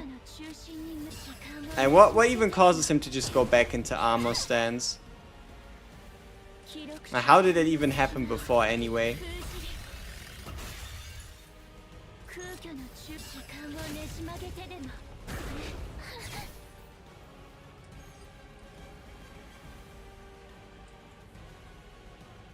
I'm losing my hair, am I? That's crazy. That is crazy. Am I really? Alright. Do we have any useful exhaust cards to draw? I mean, I guess we have some. Is Enfeeble what that you're looking for? Yeah, I mean, I don't really see it. Ah, this one. One Enfeeble. But why is he only gaining that shit now? Increased damage amount taken by 5% for each cost of the cards in hand. Why couldn't he have done that before? And why does this have to kill me? Ah!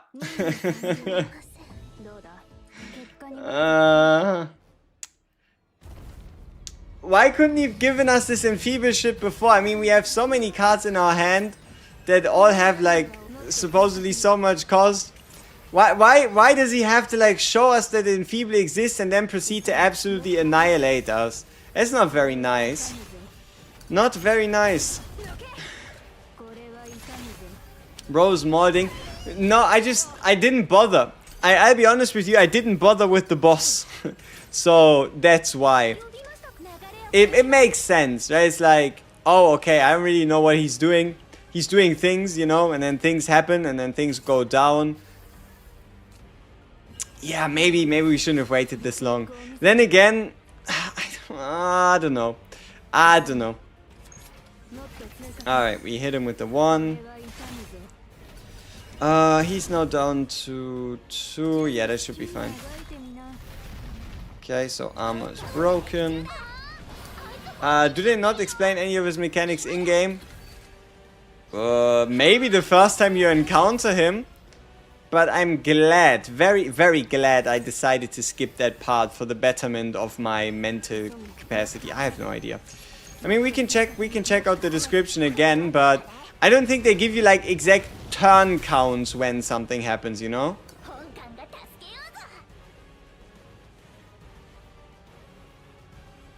I don't think they just give you like exact turn counts. Order Justice, exhaust cards, damage dealt for each cost of the card activated to 30 stacks. Damage taken it receives, however, when the cost of above a certain value, effect can be dispelled. When he receives damage from anything that's not fixed damage, he increases his own damage amount and can shift into an attack action. Becomes strong and increases his own hit count, depending on how many times it was hit itself. Fantastic. However, the damage it receives will also increase proportionate to the total cost of cards in hand. Yeah, great, but that didn't really come into play last round. So, whose fault is that? Who do we blame for that?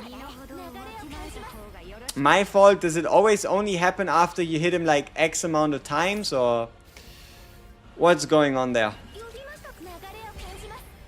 Who do we blame? I think we blame me. Seems like a good idea. Yeah, I don't know. I don't think I'd go out of my way to watch you guys here. Maybe we'd just be like, alright, you know what? Platinum actually sounds kinda nice. And then we just pretend this boss never existed.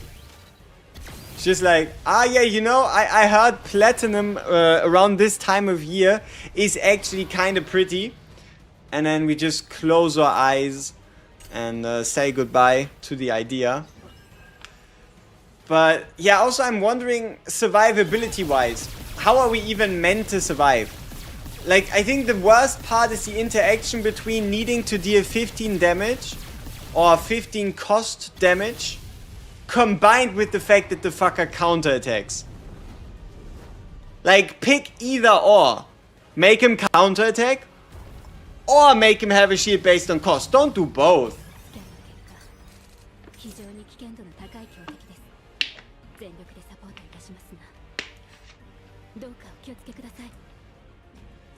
Mika is the answer. No, I refuse.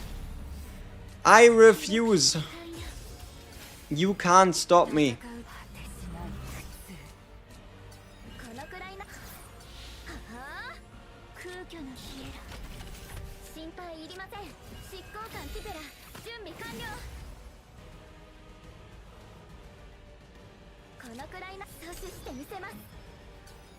Up to 15% per cost of cards in hand. Yeah, I mean, but when? You know?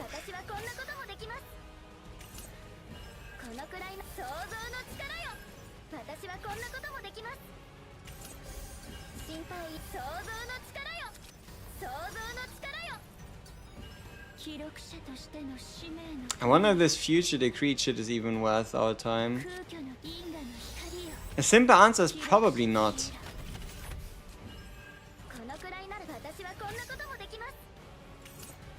Ah! Hand size, I hate you. I despise you here.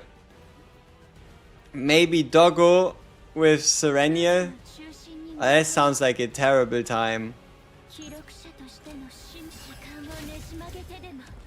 Also, didn't somebody say he has a phase where he doesn't counterattack? When is that? How do I get there? Huh? How do I get to the point where he stops counterattacking me? That'd be great.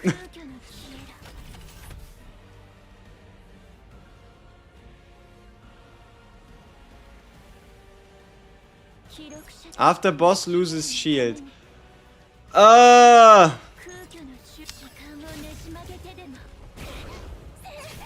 So we kind of just want to create a situation during which we can play something like a 9-cost card early so we don't have to hit him as much. The stupid fuck. I think that sounds great. I think that sounds fantastic.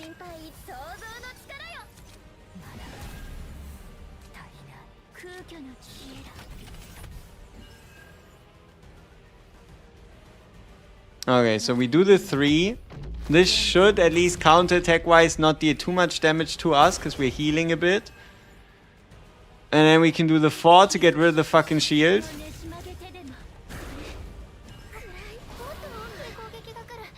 So now he should not counter-attack us anymore. That's great. And then we can get a bit of AP back. Enough to play another card into his face. Awesome. And then we draw these cards out just so we don't draw them ourselves. And he shoots us because it's fun. For 589 damage. Why? Huh? What did I do? Oh well. Oh well. See, he does not counterattack anymore. But it's not like our situation became a lot better with that.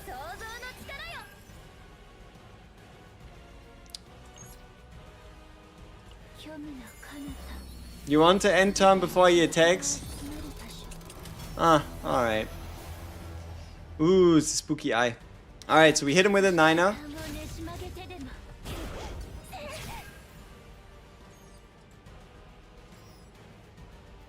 Hey, yo, G, long time no see. What's up, what's up? Welcome, welcome.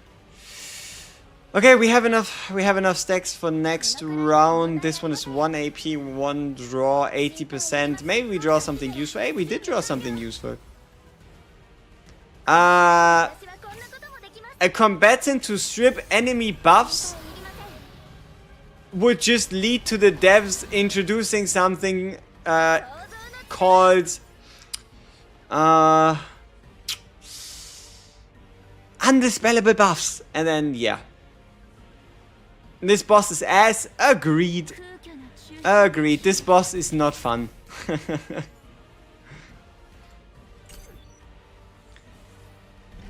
Alright, so he hits us here. And then this turn we technically would be able to attack him. But now his armor is back. So we're dead. Right? Because to get rid of the armor, we need to hit him. And if we do, he's gonna hit us. And if he does, we end up dying. Most of the time. So, long story short, things aren't looking too great.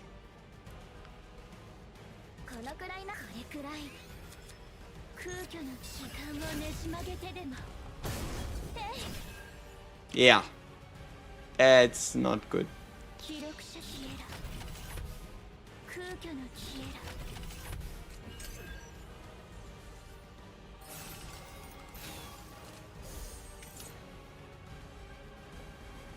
Also, why does it have to be 6? Like, if we use the big one, it doesn't work, but using 2 small ones is kind of shit as well.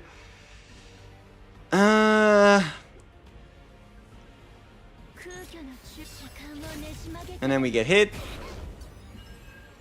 And then we do also get countered on the attack that breaks him.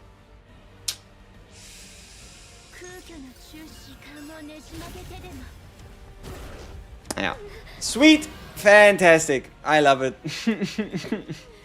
Okay, so I guess our best bet is to potentially try until we get like a turn 1 9 cost Typhara super card and then figure out the rest from there.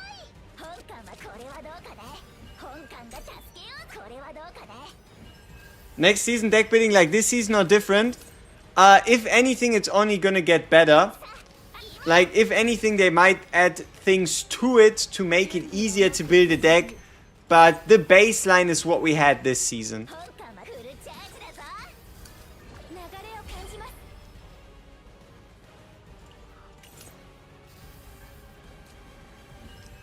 At least this fight isn't too annoying.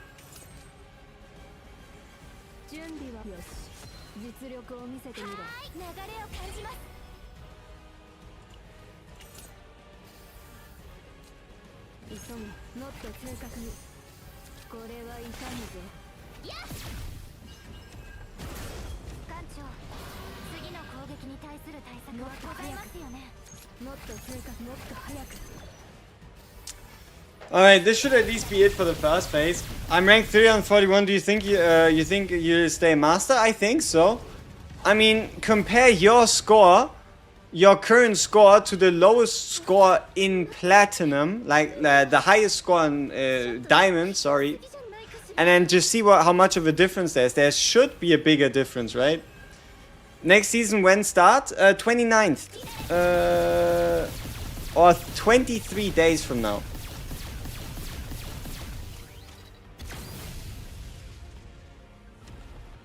But you can already play the new season mechanic and all that fun stuff starting with the preseason. Because we get a new game mode, we get the new season mechanic introduced early. We get the partner balance patch and all that other stuff. All that other stuff as well. Alright. The Banner of the Love Lady. Yes. Highest diamond is 886. I mean, you think people are going to increase their score by 100,000 just to kick you out of Master? I doubt it. Especially with there being like, what, 2 days left? You should be pretty safe. Alright, so Chrono Archon thing makes sense. But it's kind of a whack turn 1, not gonna lie. Kind of a whack turn 1. Okay, this one's looking a lot more interesting.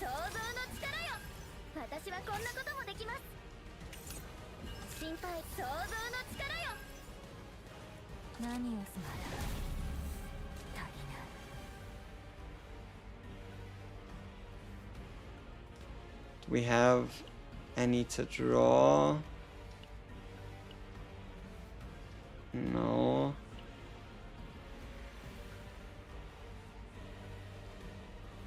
Alright, let's see what we can draw into. More draw and a bit of cost reduction. Obviously the idea of cost reduction goes against everything this boss stands for. But that's alright. So this draw would currently be free. We have 9 cards in our hand. Let's see what happens here. Okay, dual creation, why not? And I guess we can at least smack him for 5. Which is better than nothing. And now we have 3 AP we need to get rid of. 3 Rita AP to be exact.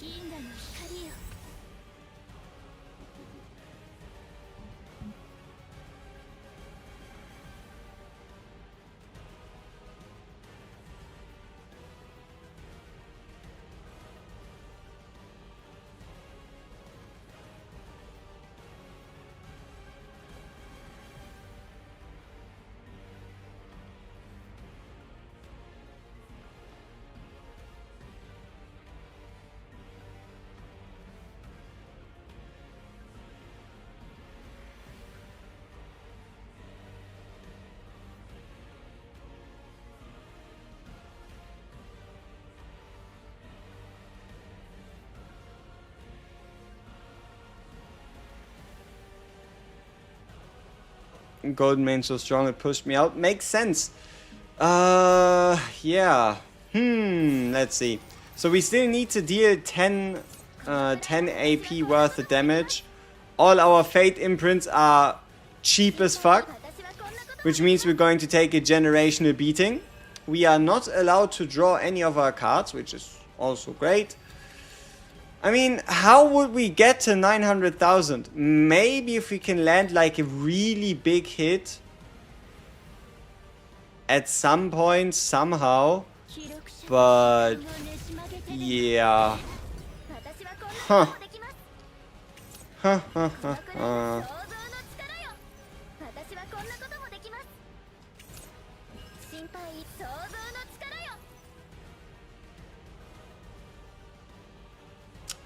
I wonder if a different version of Nah, it's already the best we can do. That is already the best we can do.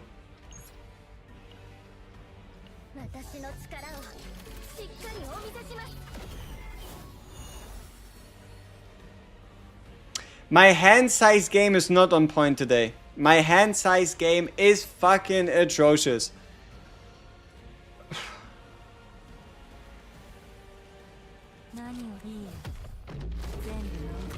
At least we can use this card for 4 to heal a bit.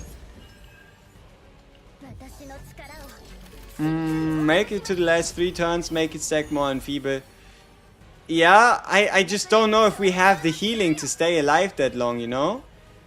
Just don't know if we have the healing to make that happen. Just don't know if we have the healing. Okay, what could we still draw into? We could potentially come out of this with more AP than we spent on the card. Let's see if that happens. No, not quite.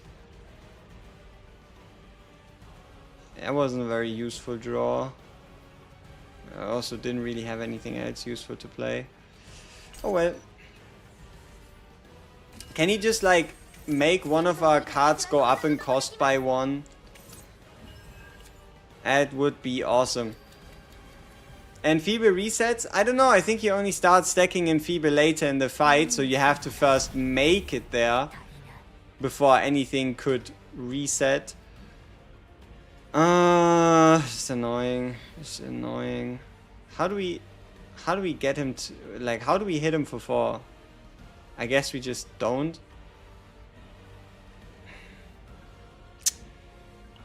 Let's see, we do have one archetype in here.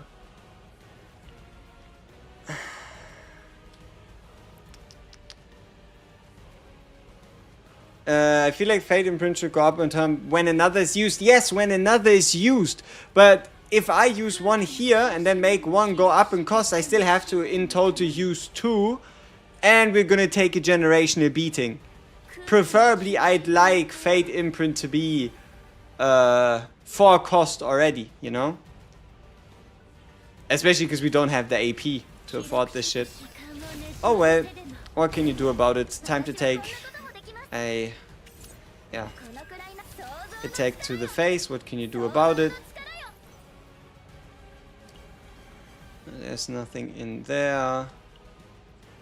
Oh, there is something in here to be drawn.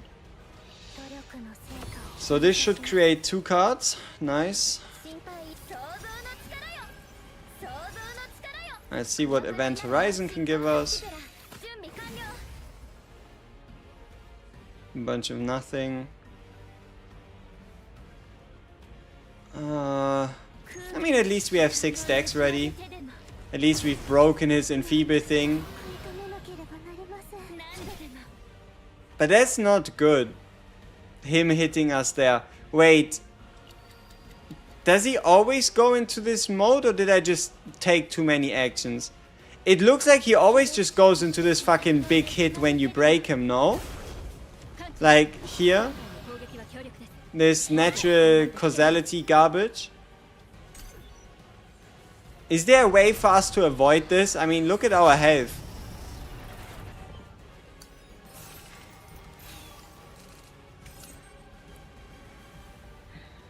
Yeah? How do we not take that?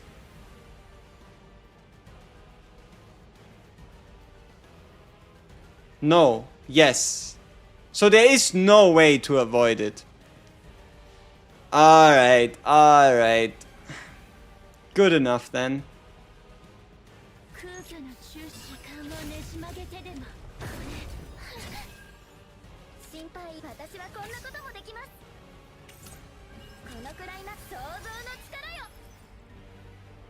So it's this pattern, no way to avoid it. Fantastic! That is great. That is gives me a lot of hope. Oh well.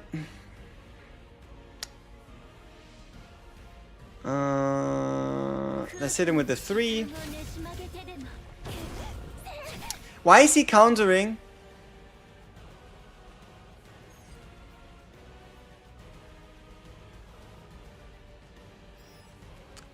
Like, didn't he just take an action this turn? What's different? What is different between him getting his armor broken and not countering and right now? What the fuck is X mode anyway? What is X mode? It doesn't really, you know? What is that meant to be? But yeah, the icon of his attack. I mean, he did that X thing like 2 turns back, didn't he?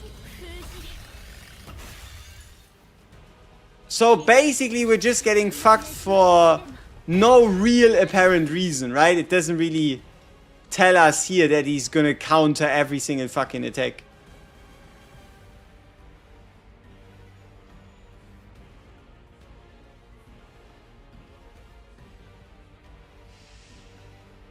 Okay, so we break the armor and he enters X mode, then sword mode, and then buff mode. Then X mode again, and then armor mode. So what you mean to tell me is the turn after we break him, we better not touch him, because otherwise he's sending us to Jesus. Great. Okay, so if I'm reading this correctly, we attack him, so that we break him, then we don't do shit, and then we have 2 turns to attack him, then we don't do shit, then we attack him, then we don't do shit, and then we hope we're still alive. Okay. We can try that. We can try that and see what happens. Seems a lot more reasonable than just getting beat up for no apparent reason. Hakuna Matata boss, yes. Okay, let's try that again and see if that helps. Okay, yep. Let's get these out.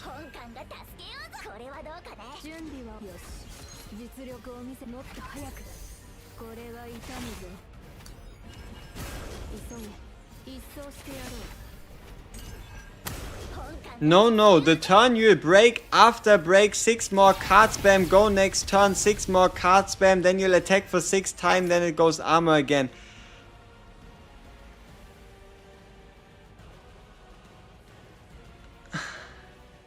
Brother, what? No, the turn you will break,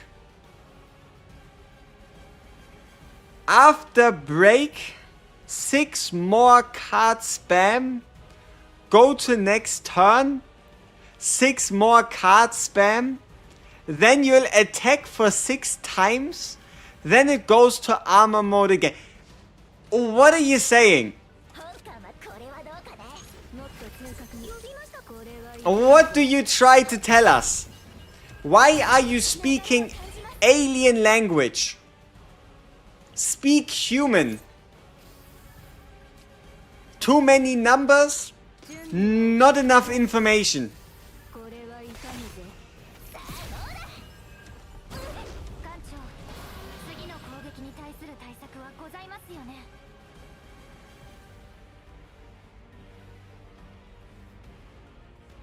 Okay, people. We'll figure this out together. More specifically, Yal will finally be able to explain this properly once we get to the boss the next time, okay? Because there is no way in hell I'm understanding any of y'all's chat messages without having a visual representation.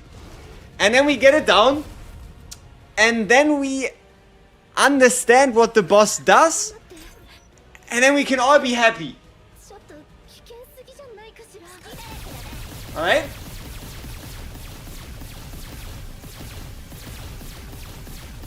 So, we did the boss. This is whatever. Now, when do we do what and how much are we allowed to do where? Alright? Let's make it make sense. Let's make it make sense. Okay, so he is currently in question mark mode. We cannot predict what the fuck he does because that's super useful. Our attempt here is simple, right? Get rid of the armor.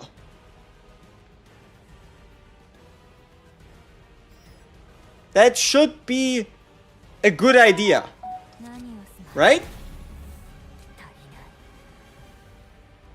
I think we can all agree getting rid of the armor is a good first step. Perfect.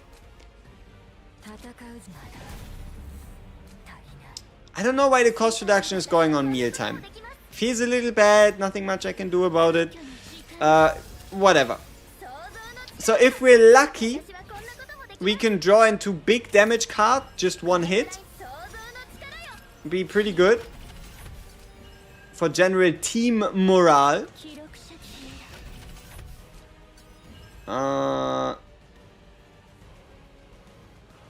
Okay.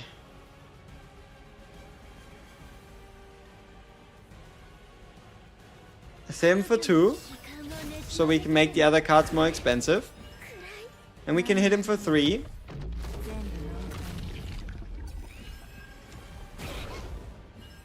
And we can get a couple more AP points. So we can make a couple more Chrono Circles. Or Fate Imprint, whatever the fucks. And then we can use 1 for 2. And 1 for 3. Okay, great. Whatever. We've been able to whittle him down to 5. Sweet. Now what?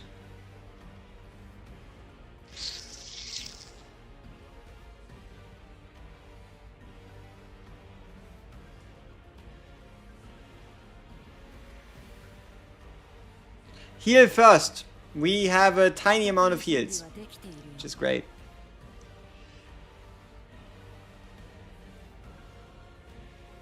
Okay, so set up break armor means I would do 4 armor damage instead of 5.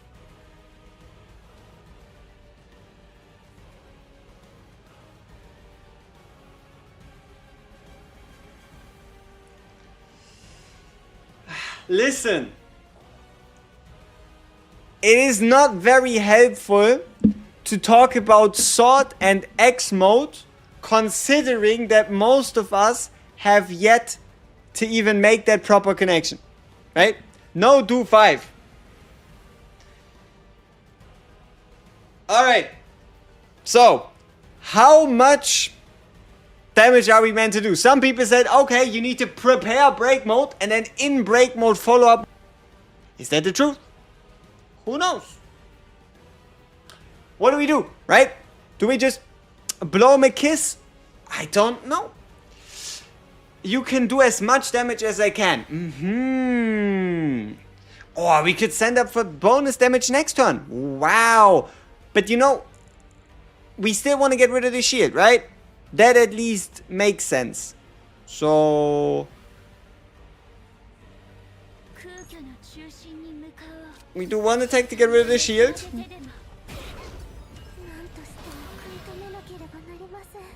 And now there's an X mode, right? X mode, because he has the fucking X. I need to heal first. I don't do this healing shit. I mean, I know, I really have a choice. Alright. So, we're now going to take a beating. Fantastic. Now what? Now what? We are now in sword mode. He now has a sword. What does the sword do? And why are we not meant to do more than 6 attacks? You did wrong again.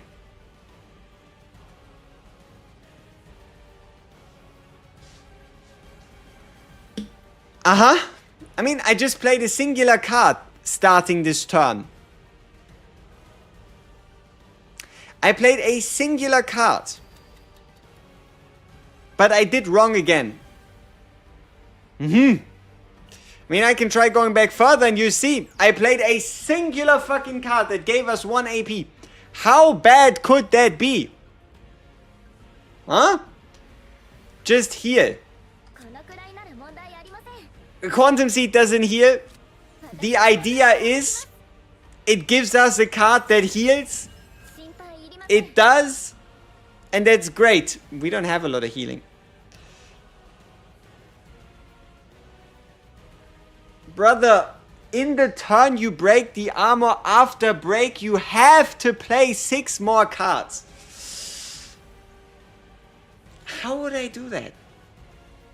So we spend 5 AP to break him, and then magically I find 30 AP so that I can play 6 more cards at 6 cost. Yeah. That seems totally reasonable. That seems fantastic, Mr. No DMR. You're making a lot of sense right now. Nah, this is interesting. Alright, oh wait. We play the fucking card and we hit ourselves a tiny bit. Whatever. Now what? Huh?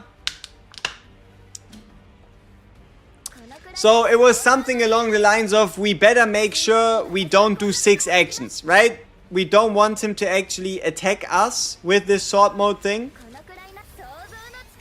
So here, this is when we end the turn. Is that the idea here? Is that why we're talking about 6, or are we allowed to take the hit and then just not play a card?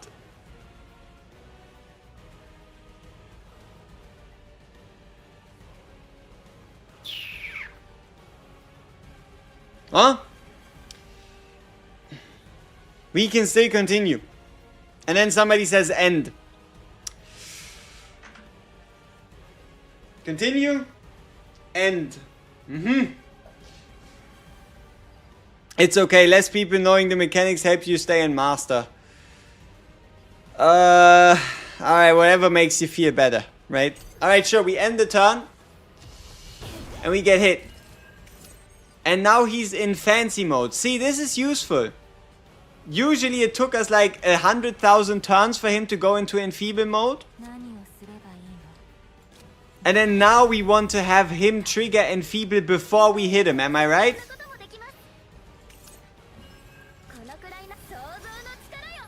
It seems like it makes sense. So that our cards do more damage.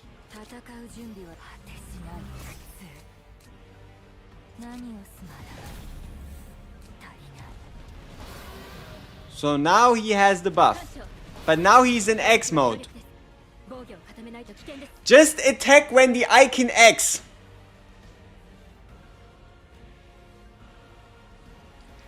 That sounds like a dumb idea. Isn't the only thing, like, isn't the first thing we learned, or that all of you said we shouldn't do, is attack him when he's in X mode? Like,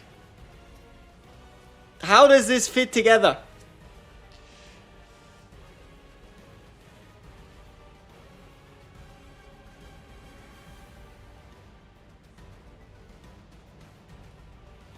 It does not make a lot of sense.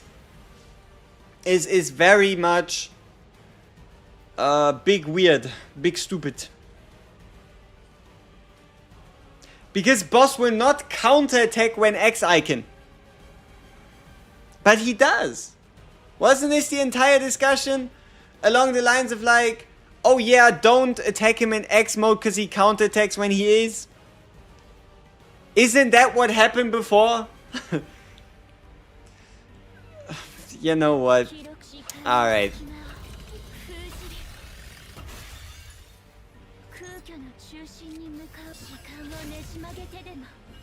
Okay, so at least this time we did not get counterattacked, which is great. But we also won't really survive, which is not that great. There is better things. Ooh. You know what? Let's actually activate the top secret weapon.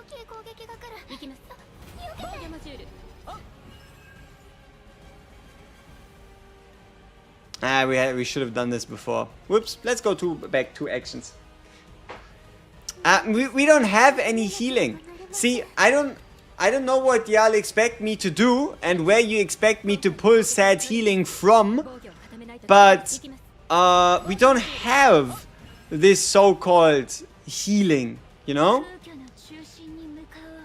Like, sure, this might be the proper way to do it. Just that we probably won't be able to. There's not a lot of healing going around, you know? Alright.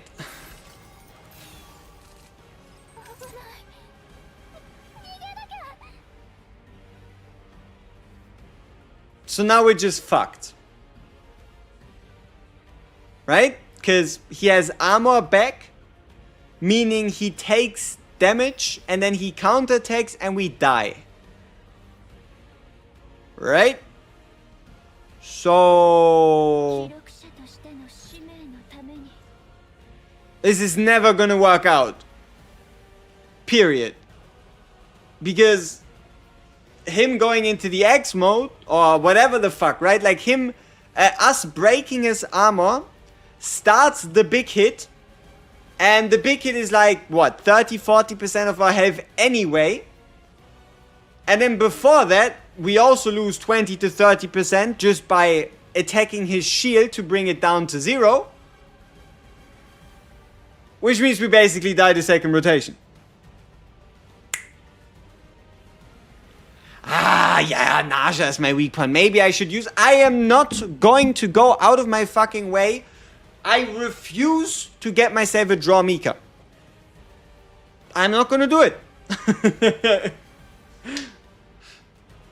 I am not going to do that. This is too complicated. We could play 10 turn stall and use the Typhera instead. I mean, we could swap out Naja for Orlea. And then potentially cook something up with Orlea. She should be able to heal us more. But I also don't have a draw Orlea. I hate draw Orlea.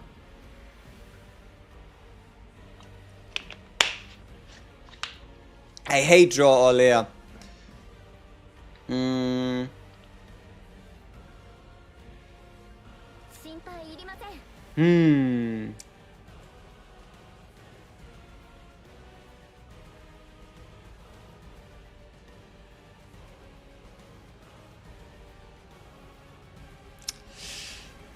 Nodi, you are not very good at explaining things. Now that we've played the fight ourselves, things make a bit more sense. But I will be brutally honest with you. Your message is about as confusing as it gets. If you haven't played this boss for like 50 attempts, this message makes your head hurt. That is what the message does. I mean, let me show you, right? I mean, yeah, let me know if I'm delusional on this one. But if you read this, why can't I? Man, why the fuck can I not? I can't resize my images anymore. I know it's locked. Okay, all good. We unlock it. So look at this. Is it just me?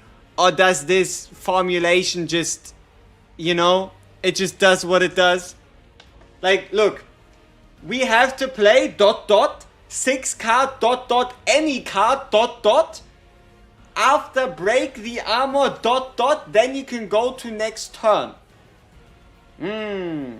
So we just start out playing 6 cards, then we break the armor. Then we just go to the next turn. Then we use 6 cards. Then the boss does become enfeebled. And then we are allowed to attack him. ... Oh no. Ay. Preseason Rift won't be this stressful. I mean, we don't have to bring 2 teams. That seems great. I don't know. It's ... You see it, right? No? I don't know. Do you think Diane will be a healer slash support? I mean, she is a hunter, and hunters aren't really known for being supportive. So, hypothetically? You really need to watch guide? No, I don't need to watch the guide. Fuck that. Remove his armor and start nuking with Rita. Oh! Wait. My save Damn. Thank you. You should have just said that from the beginning. Remove the armor and then start nuking. Fuck. It was... Oh, so it was this simple all along. Nice. Okay. If it's that simple... I mean, I can do that, right? Yeah. This is gonna be fun. Okay, let's see. What do we do here? Alright, let's see if maybe Olea can keep us alive a turn longer. Will we still do new character release bingo and everything? Yeah, obviously we'll be live as before. We do most of the stuff we do before. Yeah, see, that's why we're the GOAT. Makes sense, right? It all, it all just now fits together. Okay, let's just get rid of these cards. And let's get ready to take on the boss one more time. And then I think we're just gonna throw him into the trash. We're not really gonna bother with him too much. And it's all just gonna be rainbows and sunshine. Trust me. It's all gonna be rainbows and sunshine. Alright, so 886,000 is obviously where we want to be. It is only very doubtful if we'll ever arrive at that fateful number. Alright, so.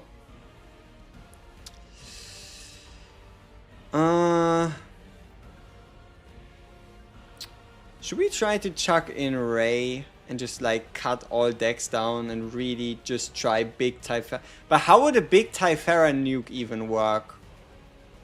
I don't think that has... Like, I don't think that works, right? Like, how would big Typhera even do anything? Because you'd still have to do 15 AP worth of damage before that. Doesn't seem very approachable. Hiya.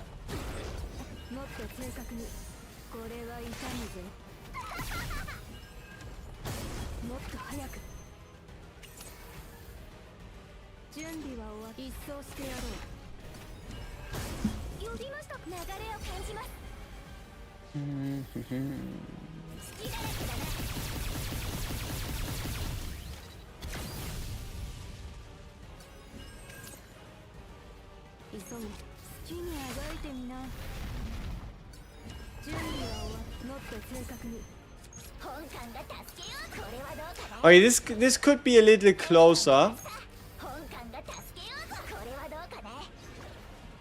We just have to hope I don't know, wait. Yeah, we just didn't do enough damage. Or we didn't spend enough AP. Because, yeah, now we just don't have anything to draw into. But we can do this and then draw.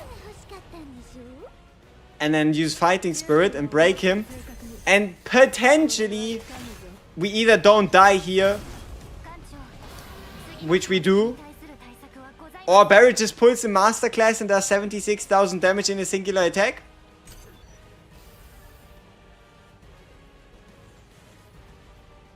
I doubt it though.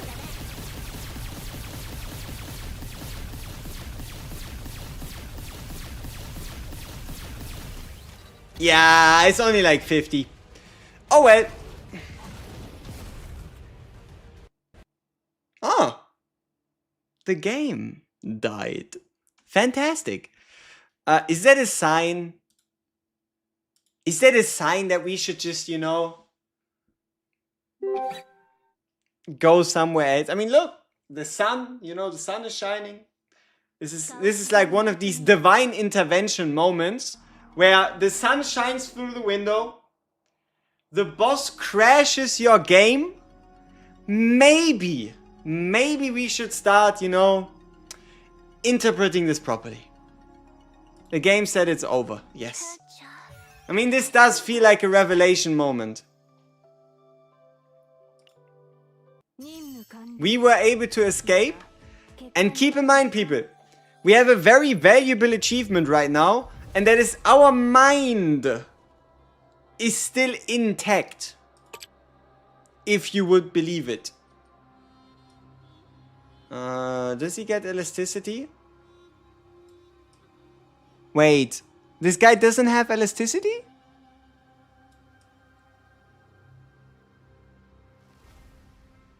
Let me see. I don't see. Huh. Hmm.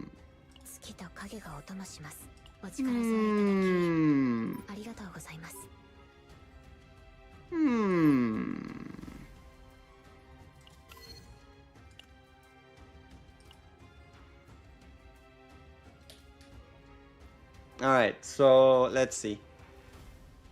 Who else do I pair this with? I need card draw. I guess we just do Typhara. It's not... We don't really need AP though.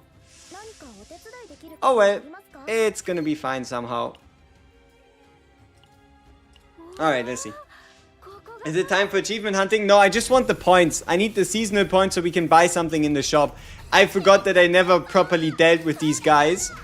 So that is what we'll be doing here. Just having a bit of fun.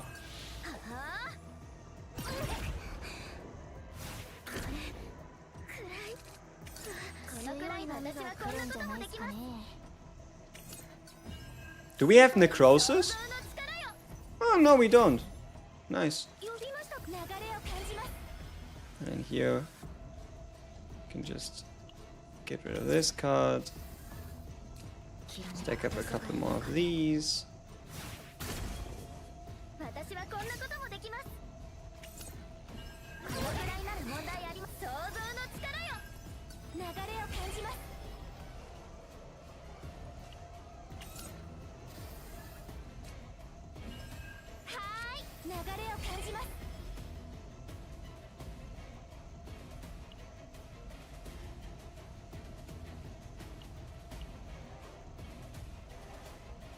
Yeah, I think we can get rid of this card. Makes it less cards for us to draw.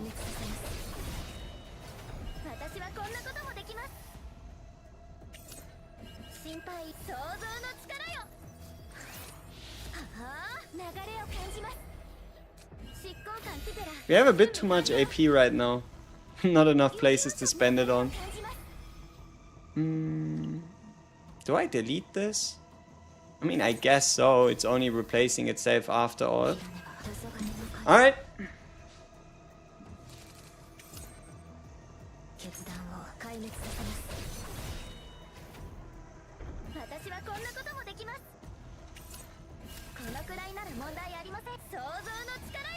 Oh yeah, we're not healing a lot, are we?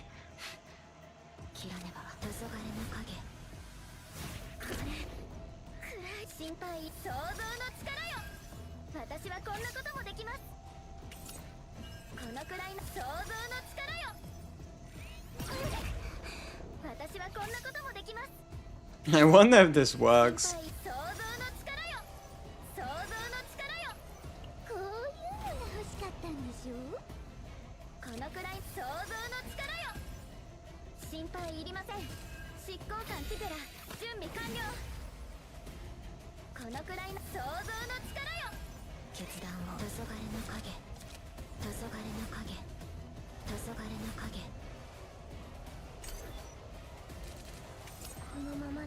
Alright, we still survive this turn, which is awesome.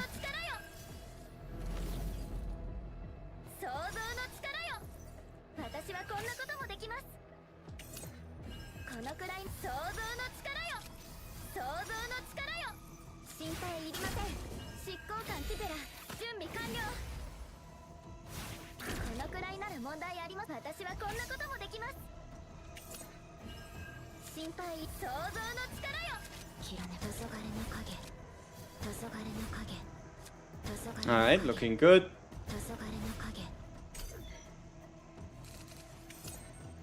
Okay. Yep. I think it was 2 days. 2 days of card art.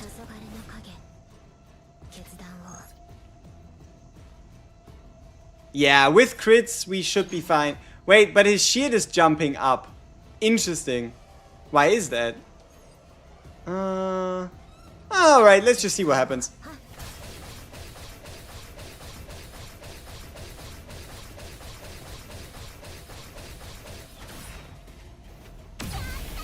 Nothing. Alright, perfect. That's what I like to see. That is what I like to see. I mean, how many turns was that? 4 to 5? I don't really know. But good enough. Good enough. Obviously not a good deck. Not a good deck, but it gets the job done. Okay, what about you? Necrosis. Yeah, okay, Necrosis is kind of uh-oh. He does also have elasticity. Alright. Sorry. So that means because he has elasticity and because we are lazy fucks, I think we're just gonna smack in a 9, smack in a Ray, give this entire thing also a Typhara, and then we just send it. I'm now realizing I've not played the season enough. Uh-huh. Alright, so let's see.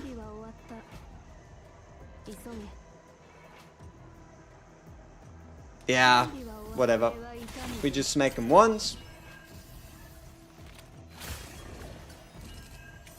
We could technically also bring something like an Orlea, potentially. But I think we'll be fine.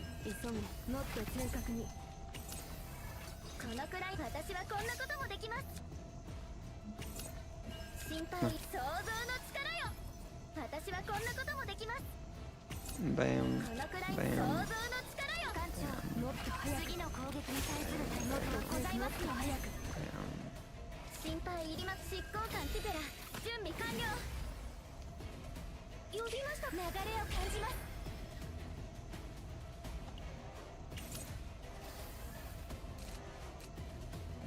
That's a lot of cards.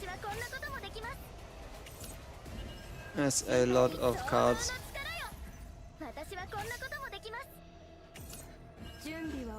Alright, bang, bang, bang. Alright, good shit. Pew.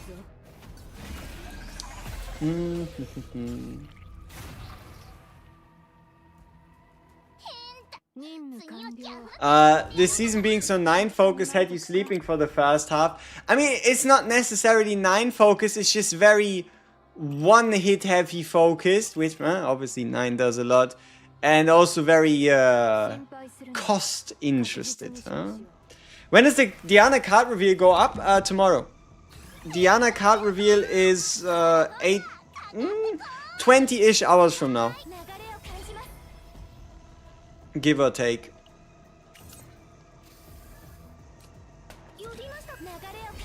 Oh yeah, Necrosis. Duh. Oh well. Can we out-heal the Necrosis? Ah, no, wait. Necrosis becomes worse the more you do it, right? Ah, it will be fine. It will be fine. It will be totally alright. Which is also why we go with Fury Extreme on level 5. Turn 1. And then just pretend everything's alright. Okay. And then we can do... Wait, why do I have 1 less AP? Bastard. He stole my AP. Okay. Alright. Alright. Alright.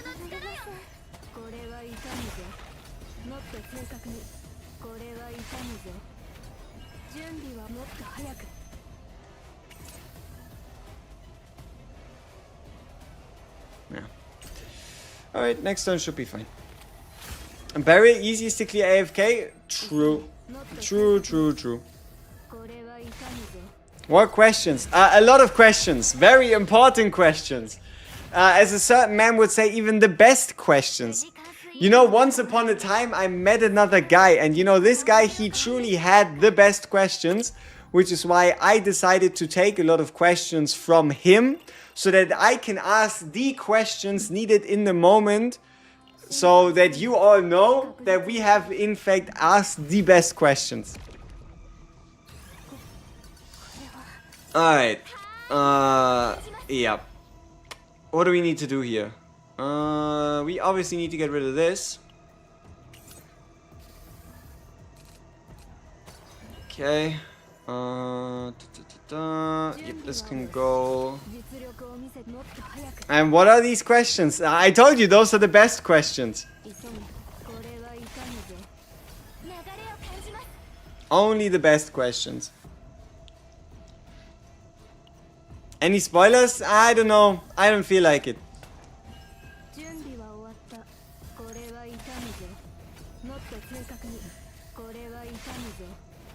I don't feel like spoiling any questions.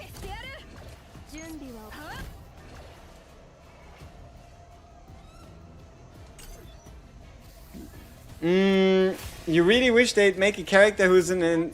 But how would that... See, how would that work? If they were to make a character who can become untargetable / invisible, it would have to apply to the entire team. And that is because characters, they share a health bar. So how would that work? Would you A, be unable to die once you drop below 33%? Would you B, make your entire team unable to be targeted? Or C, would the unit become invisible, nothing would happen, and they would just die in a ditch and be sad? So what's the approach, right? How would you try to implement a unit like that?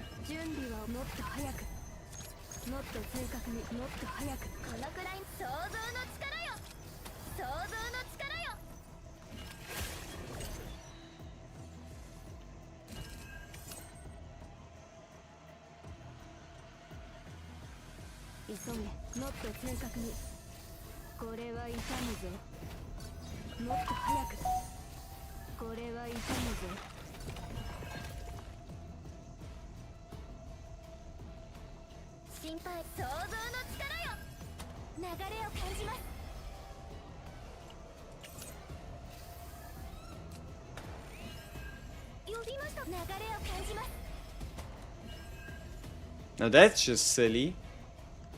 I could have at least like taken our played pile or discarded pile and put it into our draw pile.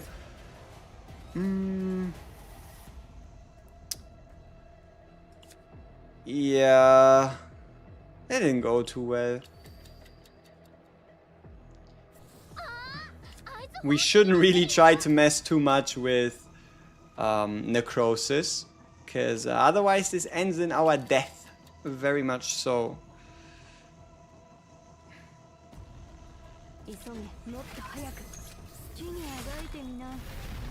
Hey, this time at least we crit. That's nice.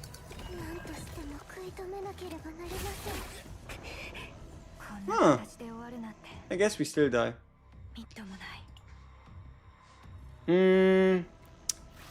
I just want Invis for a turn to get buffer and stuff Pokemon style, but forgot they have shared HP. Fuck, I am a dickhead. How is this my problem?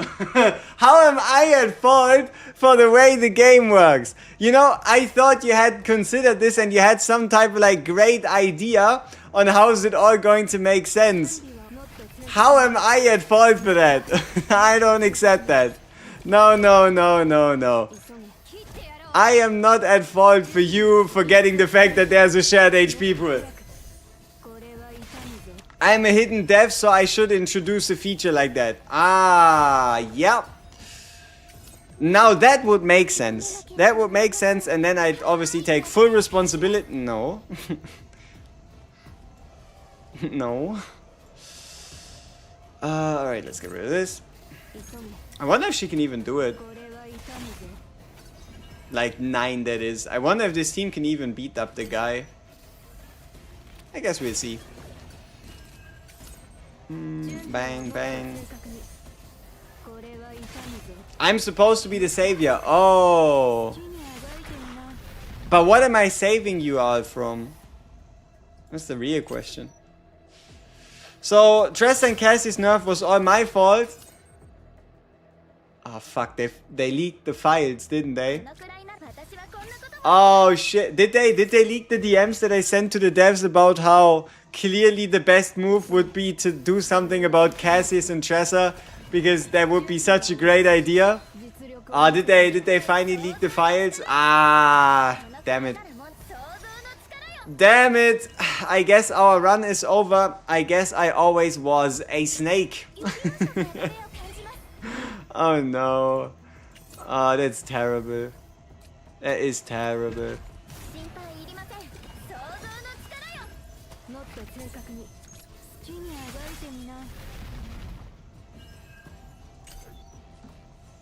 This boss is unfun. Okay, let's actually think. Let's actually think what we want to do against them. Yeah. Are we just gonna be lame about it and just barrel him to death? It would certainly be the easiest. I guess so. I guess so. Don't use a healer. But it's Time Farah. She's not a healer. She just heals for fun. Like, she doesn't do it on purpose, trust me. She just can't let it be.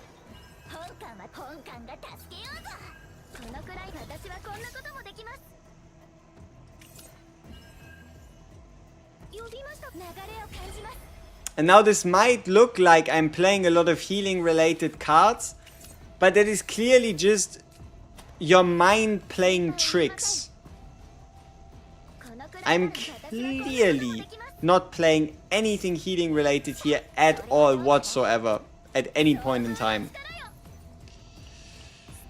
Alright, let's get this out. Let's get this out. See what we draw here. Nothing useful. Alright, this should be enough. As in, he probably doesn't kill us before we kill him type situation.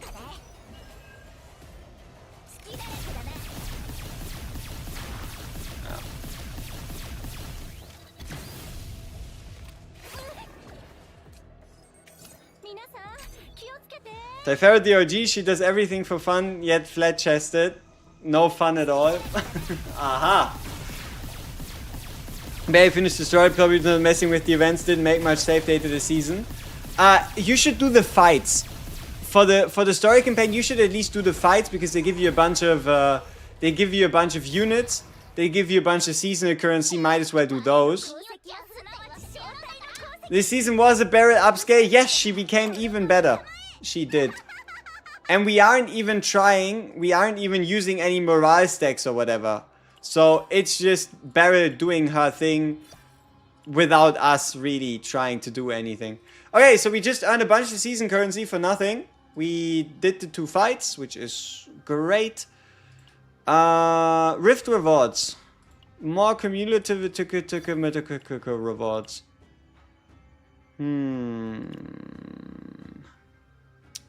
What do you think? Should we bother with the boss? Or should we keep platinum as a memory? Should we just keep platinum as a memory so that we can always look back and wonder, okay, why exactly do I only have platinum for this boss? And then we can, oh, you know what? We might just have footage of Diana's partner by checking out the stream image. Let's see, let's do it together. Unfortunately not. Nope. Does not look like it. Does not look like it. We are not getting any Diana partner leaks. Hey, what key did I use on Beryl? I mean, the save data is obviously made for her to look good, but I show you. So in terms of save data, it's important that we have this, right? We have extra attack damage on the weapon, and this perk actually works, I think. This perk actually works for opening found damage. So if damage through a card. Here we have if damage through a card again, and then here for the final one we just have extra attacks. But no, the most important part is getting the extra attack multiplier, getting the extra damage, extra damage. And then we just have 4 opening founds and a bit of shrooms. And then memory fragment wise we have crit damage plus extra damage. Just a bunch of stats on justice. Crit damage, extra damage, crit damage, crit chance. This piece is kinda ass, but a bit of extra damage at least. Some extra damage, crit chance, crit damage, and some extra damage with crit chance and crit damage. 100% the medals? No. To do that, look what we would have to do. We would have to clear 6 chaos runs after reaching the core of Discord. We would have to check the Luminous Judgment interaction, ask how to capture, treat the Darkstar, talk to the World Tree, make them face reality, ring a bell, and play the Liar. And then we also would have to beat the first guy with 20 stacks of shrooms. The second guy with only arena cards. And the third guy with the judgment card.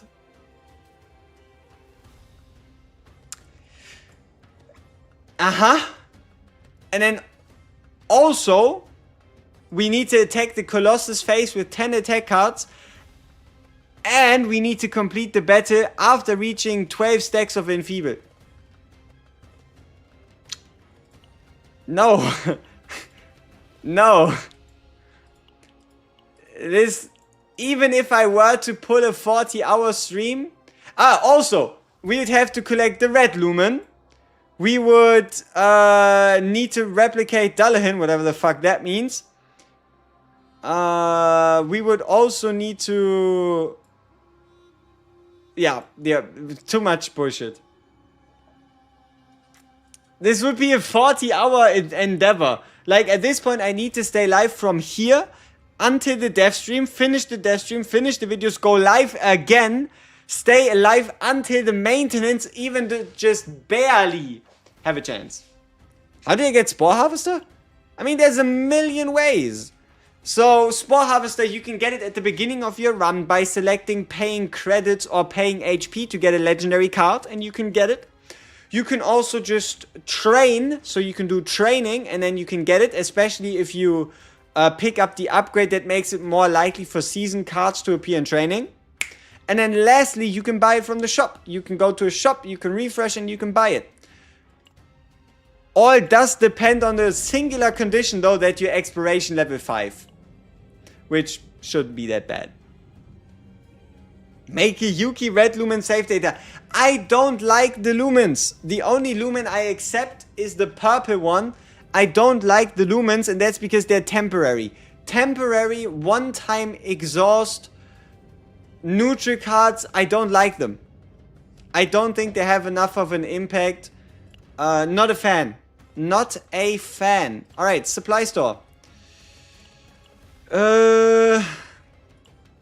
The Flash of Potential is looking at me kind of seductively. But I feel like we're just buying the Undetermined Ego. We're buying the Multi-Alignment. We're buying these things right here. And then obviously, yeah. I think we're out of points.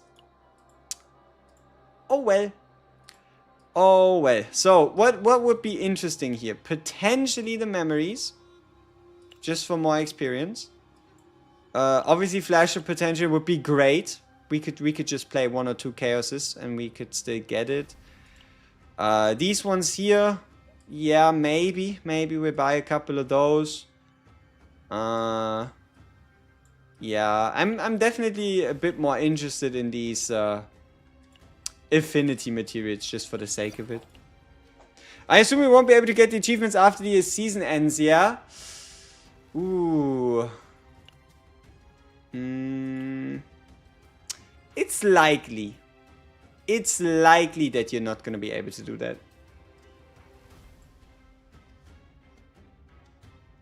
For the barrel OP setup, does it need to be this season? Yeah, because otherwise you're not going to find the Shroom Nutri cards. Right? Like you would not... wait. Hold up. Then again, it is an exploration reward. Okay, let me check something real quick. Chaos.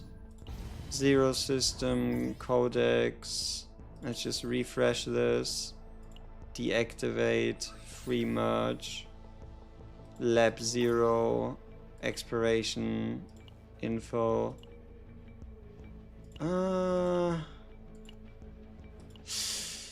Yeah, I mean, they appear as rewards in Chaos. The problem is, I don't think I've seen confiscation appear outside of lab 0, nor forbidden algorithm. So... yeah, for the reason why is you need the shroom card. Like, you need access to the mushrooms. Or to the contaminated spores, better said. And for that, you kind of do have to play the Season of Chaos, yes. You get a raid deck with 5 lumen plus 2 morals. It's okay if you exhaust it fast. Yeah, obviously, I mean, if you have lumens that then give you permanent morale, that's awesome. It's just, I don't really want to bother with them. Because you use them and they're just gone. Poof, gone, right? Alright, let's quickly get ourselves an insane gear piece. Wanna know how I know? It's because, pity, right? I'm just going to now pretend that there's gear pity, just to make you worried that you actually missed something. And I'm going to prove that it exists, just through the fact that we're about to get a really good gear piece. Yeah. That's my master plan. Alright, so here we go.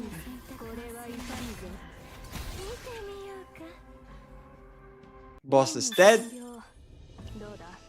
I don't think this counts, but it could, hypothetically. I mean, maybe. It's slot 4 though, this is garbage. So the only way for my... then again, we do have another attempt. So we might as well just let this one pass. I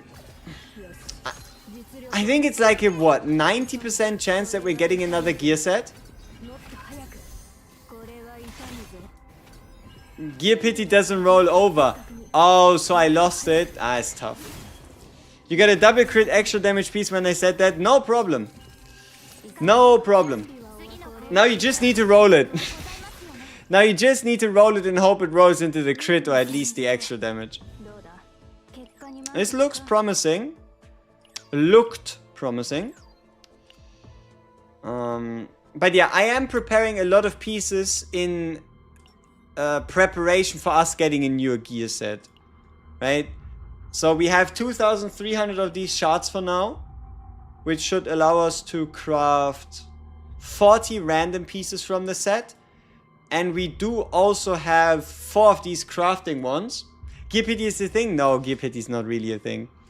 But technically you can just believe it is.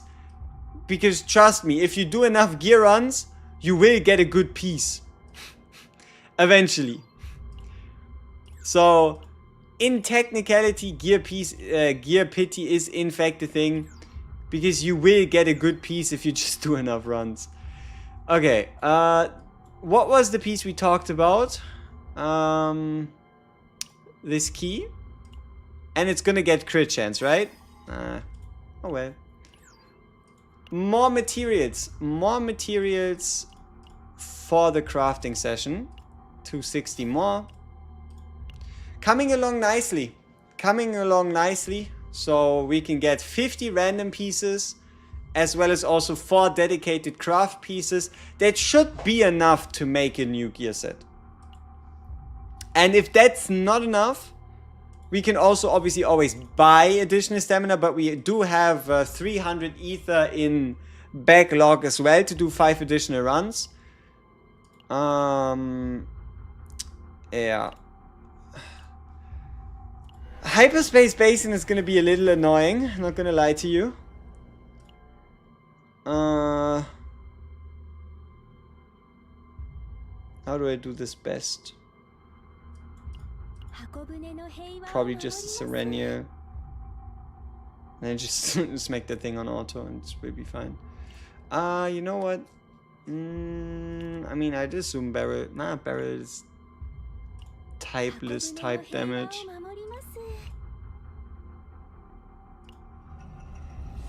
Yeah, this could take a while. This could take a while. If that's not enough, we can cry. Oh, true. Crying is always a great option. They need to add a sweep option. They could give you the ability to also do the gear dungeons up to 5 times. Like, they give you the ability to use upwards of 5 runs worth of, right? Like any of the other ones. Might as well make the gear dungeons 5 runs as well. They don't have to specifically add a sweep. That would already be enough, I think.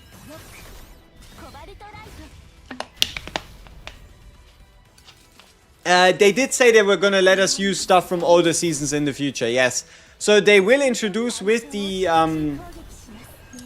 off-season, they'll introduce a new Great Rift-esque mode where you fight prior Great Rifts, but in a different way. So I think they should work differently to what we're used to, and they also don't have a pre-phase.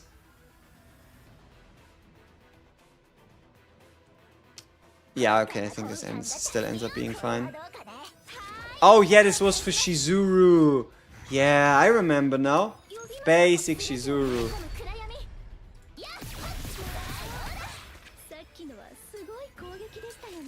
I'm a little confused on what happened there. Just a little. Yeah, we'll be fine. You ain't fighting dear boss. Makes sense. But yeah, so 1 team per boss, 3 bosses, so 3 different teams. You cannot reuse combatants. Any save data should be good there. That took a while. She really had this guy suffer. And then for the Great Rift, prior season save data should also be allowed to be used during the Great Rift. And then they also think about like potentially finding more ways to implement other stuff like that as well. Great Rift, never heard of it. I mean, you don't have to play it. You should at least though just try to get the 500k. Just so you get yourself the gems and the seasonal currency, right? You don't have to try to rank high. It doesn't really make a difference. You only get some stickers. It's more about getting seasonal currency and about getting gems. Like, you better try to get yourself gems, because if you skip out on Great Rift and then you complain you don't have enough summons, you know, it's kind of like, could have been prevented. At least a bit more than what you're used to.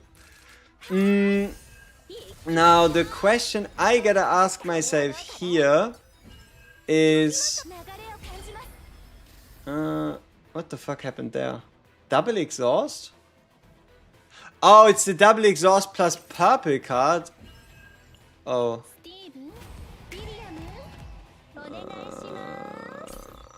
Yeah, we need to check out those decks. I wouldn't do that. I'm foolish enough to spend money. Hey, yeah, that's totally fine. That is, you know what? That is entirely alright. Nobody really gonna complain about that. Nobody really gonna complain about that. And then we get ourselves an opening found. But we still need to find the shrooms. No shrooms, no damage. Terrible. Terrible. Hey, we found the shrooms. Alright. Awesome. I can't even get past 300k in the current Great Boss. Just do it twice. Just do it twice. If you want to use something, use 9 to break the armor of the first boss. And then just use a barrel to deal damage to the boss if you really just want to pass the first boss. But there really isn't a point, because even if you do pass him, you're gonna die pretty fast.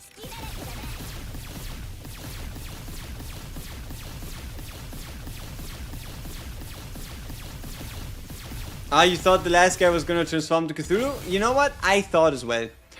I thought so as well. Okay, let's make sure these decks become a bit more interesting. Or a bit less card heavy even. Right. Khalib is really good for the Grave Rift boss. Got 500k without 9 or Rita. Nice. I mean, it is a good mix of tankiness and a bit of damage. That's not too bad. That's not too bad. Like, you don't really have to worry about getting countered if you have big enough shields to the point where it doesn't really matter, right?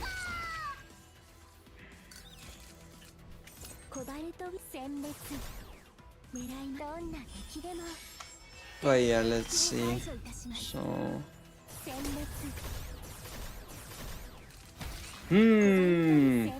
Look, we have 34 very diligent people already waiting.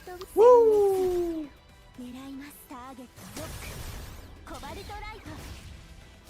Seems the summer limited got leaked on Chinese socials.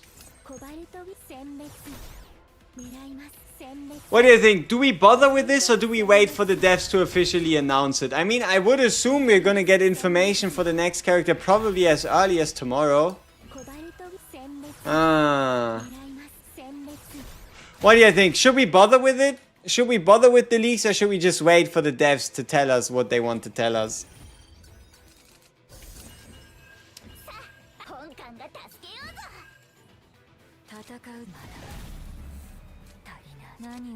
When is dev stream? 20 hours or so. Dig in, bro. Or I guess 18 hours. What does it even mean, dig in? Weird. Risky lawsuit? Sure, why not? Oh no. D for Yana, D for discard strategy. What? Yeah, it's 2 pictures. Oh no. Yeah, I feel like we can wait. I feel like we can wait. Fuck it, just spread misinformation, it's fun. That sounds like a great idea. But no, I don't really want to see them. It's like leaks in this game, they didn't really work out. Like, for example, Yuki was predicted to have a card that adds 15 hits to any card of your choice. That seemed at the time very real. A lot of people were of the opinion that that surely was gonna happen.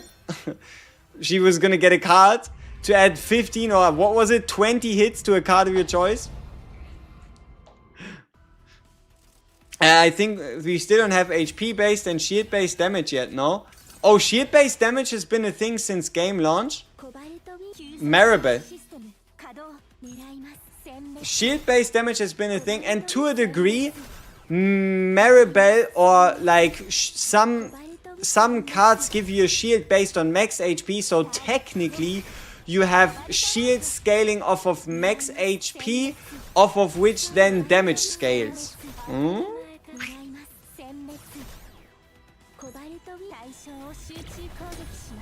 CZN is known for stellar translation? Nah, that's just leakers being stupid. Like, everything that was ever meant to like be leaked there, it was all wrong. It all ended up being wrong one way or the other.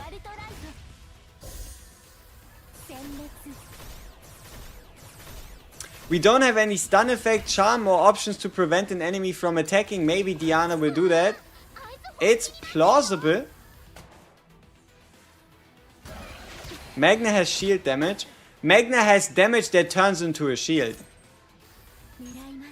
English is their first language? Not quite, eh? Not quite.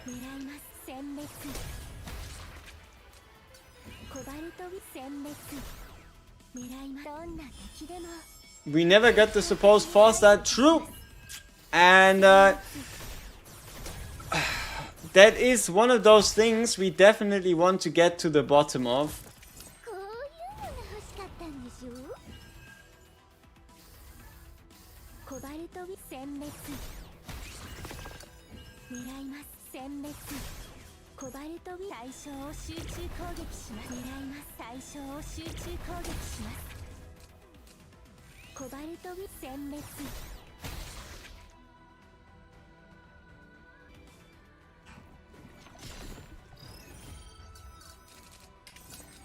You were being sarcastic? Nah, really?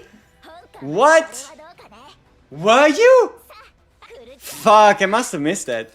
I'm sorry.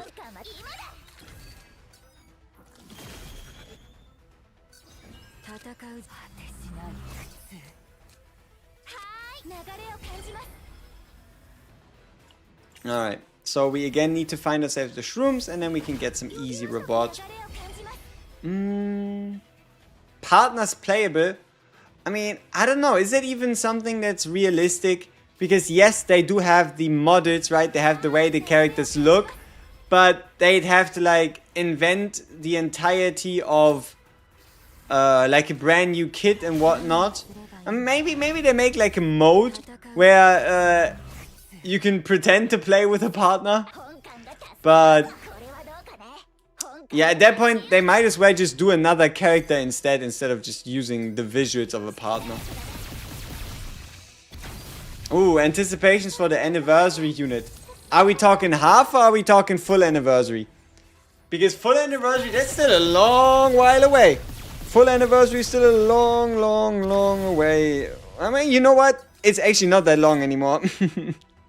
It is, in fact, actually not that long anymore.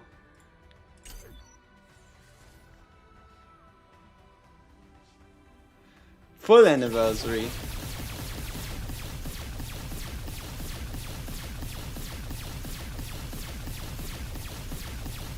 I don't know. We'll have to see. Maybe we'll have a better idea if we know who has been released by the time we roll around to October 22nd. Almost a half year away. True. However could that be?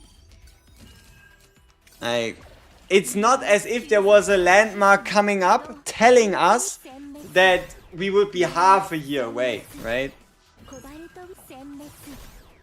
You would like to be able to draw on the Chaos map? So you mean similar to what Slay the Spire is doing?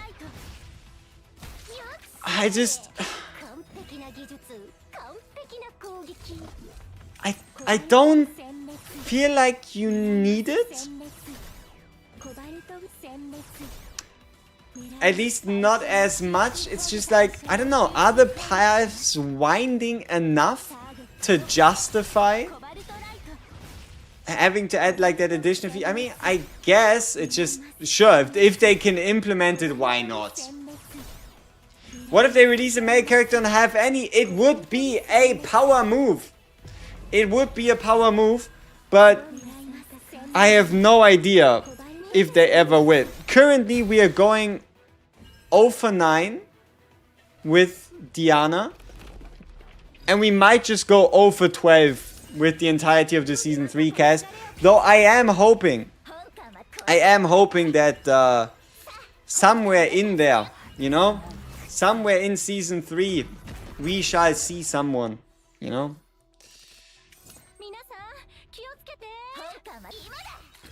Yeah, for multiplayer purpose it makes sense. Otherwise, it's a little harder to justify, eh?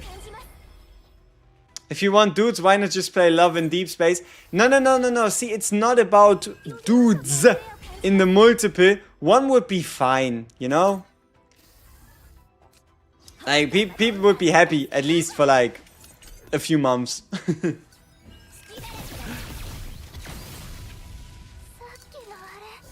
No, I think it's the idea that was never outright stated that it was gonna be female only. I don't know. Time flies, but that's fair. Who would I like to see CZN collab with first? Man, just give us, I don't know, give us ReZero. It fits well enough. Give us ReZero. Or give us Jujutsu Kaisen. I don't know, give us something... Don't give us something that's like super rainbows and sunshine. Right? There needs to be some brutality, some gore, some action to it. Just don't have it be like Hello Kitty, you know? For like, you know, explanation purposes. Goblin Slayer, no, I think we can stay away from Goblin Slayer. I think it's fine. Adventure Time collab wouldn't be too bad. Yep, I don't know. It would have to probably be like an anime type IP, not like a comic one, if that makes sense. Like art style wise. I'm not a furry, but we need more beast/monster units. So you just mean to tell us you want less humanoids, right? Freerun collab, obviously Freerun makes sense. Overlord makes sense. There is Berserk makes sense. There is a ton of things that make a lot more sense than Hello Kitty. Nier Automata would just be the obvious one. They apparently do collabs with everyone at any point in time. Yeah, with something badass, that would already be enough, yes. Fate series, Fate would work as well. There is a ton of options. Fuck it, give it One Piece. Yes, if they could do a One Piece collab, I would kiss the feet of the devs, especially if they can do it close to the release of One Piece Season 2. That would be a very gigabrain move, but I feel like financially, Bandai Namco would probably want 50% of the entire studio to pull that off. But then again, who knows, right? Street Fighter.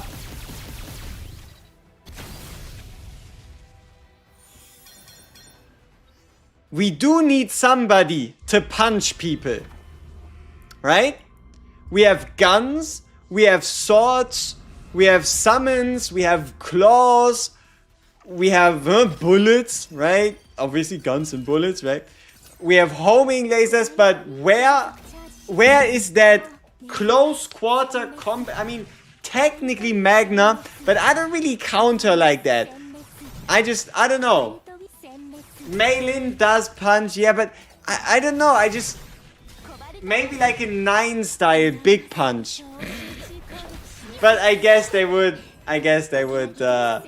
yeah, they could count. I don't know. She's more like a martial artist. Yeah, okay, I'm not entirely too sure where we go with this. Which quality of life would be the most needed?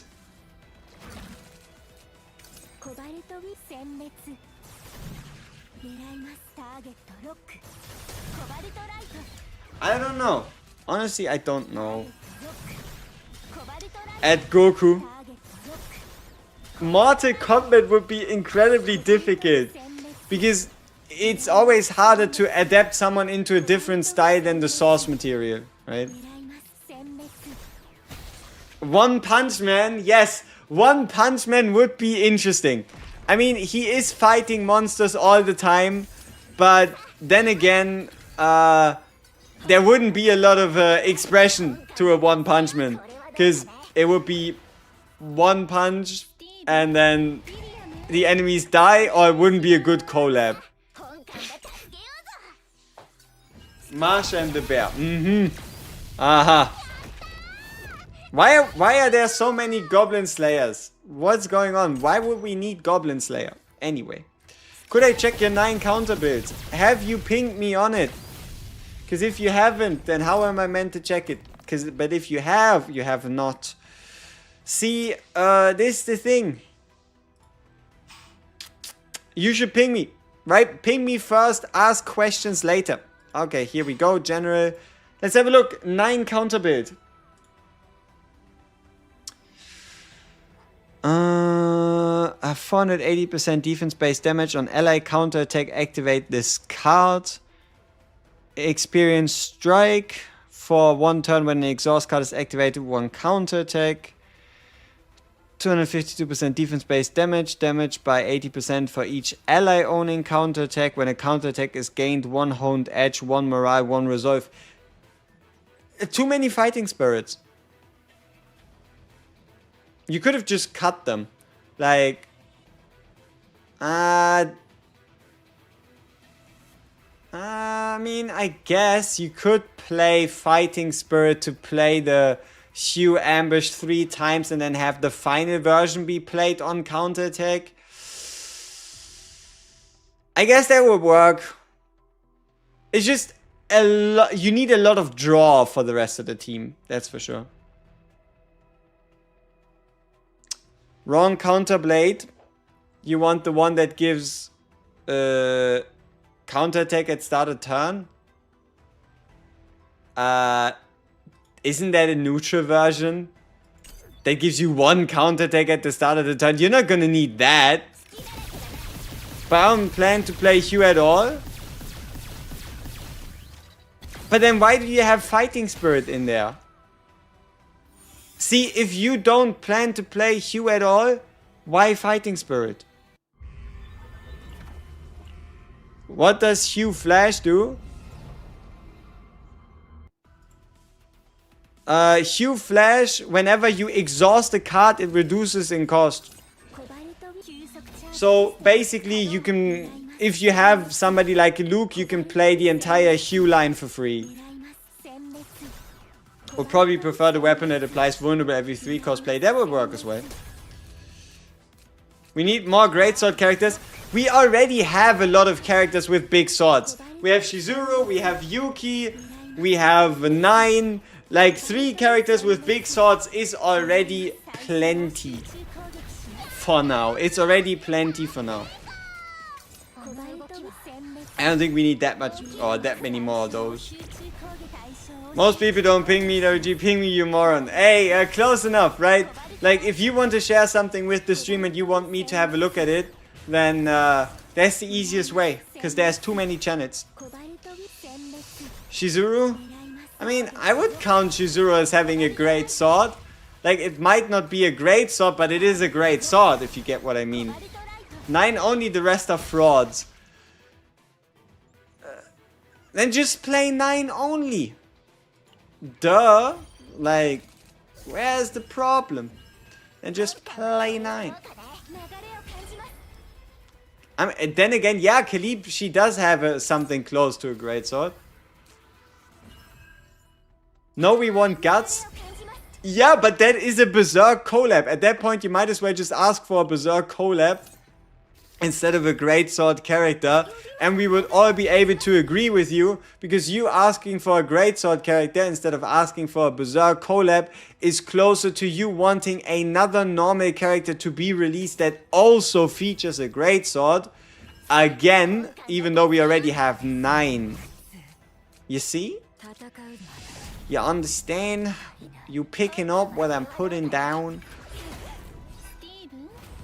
School Days collab. I don't think that actually tells me much. And I don't know if that's a good or a bad thing.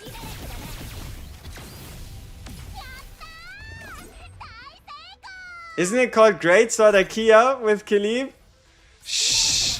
Stop ruining his dream. He needs to call everybody a fraud that's not 9.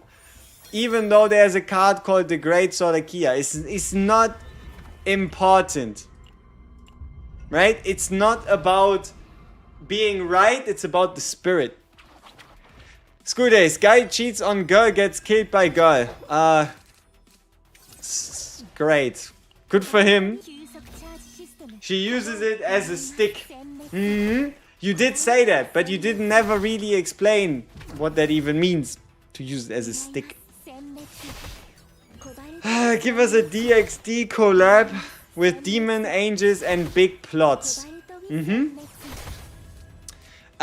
battle pass was always worth it, and now that they've increased the rewards, it's even more worth it than before. Like, 2 things you should just pick up. It's the gem package with daily gems, and it's the battle pass, and then you'll be fine.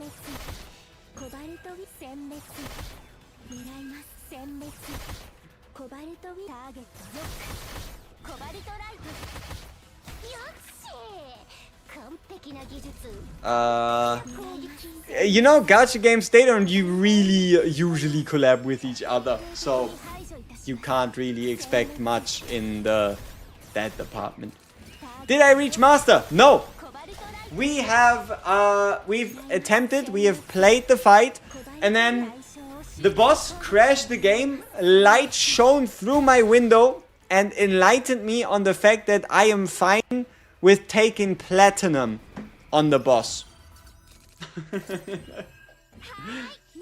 Limo 6 asks, that's what I said usually. I didn't say it never happened before. You're back? Hey, welcome back. I didn't say that it's impossible, right?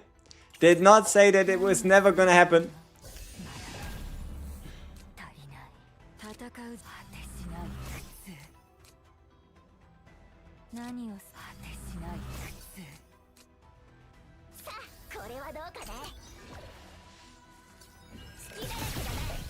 With a bricked Mika. Define bricked. My Mika doesn't even have a save data. I would have to go in with the standard save data, 15,000.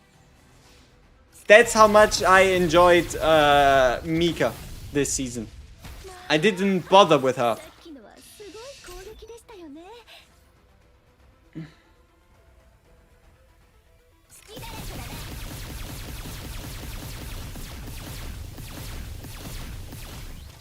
I just wanted to show my goat. Makes sense. Just gonna break his armor and then it's fine. Yep. Can you please share the Barra build? I mean, you can find the video. It's called Barra the Endgame Annihilator. But it is super simple. It is 4 opening founds, a Spore Harvester, and these cards, they don't matter. If you want to, you can find the Retain Guilty Pleasure, but it's irrelevant. Unlimited Firepower, also unimportant. You don't care about the draw. You don't even care about the card. And then here you want the weapon with extra attack damage, and if you can, you get the if damage through a card wasn't dealt refinement. Chess piece, you get whatever the fuck, but if you can, you get the damage refinement. And if that doesn't end up working, you just get the extra attack damage refinement, and you'll be just fine.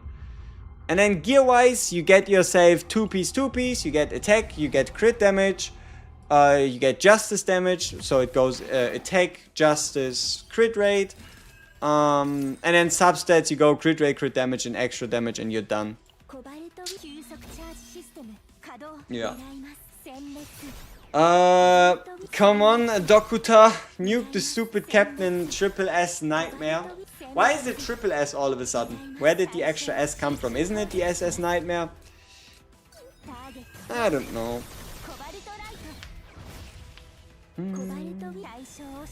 What are all the gacha games I focus on / play at the moment? I mean, we're obviously playing Kero Zero Nightmare. That is obviously still the main focus. We have Star Savior in the back pocket for whenever we feel like it. I played 7 Deadly Sins Origin and then I dropped that shit. I could not be asked to continue past day 2, so that's a little tough. And then on the side we have but nothing that I actually intend to ever cover or anything like that. We have Punishing Grey Raven, which I played for a bit and which I occasionally still log in and do dailies and whatnot. And then Enfield just like piddling along on the side. Where to farm decks? Probably tomorrow. If you want the biggest excitement on farming decks and whatnot, or not tomorrow, the day after. Because we're getting a new season mechanic and whatnot. So if you want to get back into farming decks and all that stuff, you might as well just wait until Wednesday and get all the excitement. Please play Honkai Star Rail. The second Annie is coming this month. Has it only been 2 years? I could have sworn Honkai was around longer than that. Could have sworn it was older than that.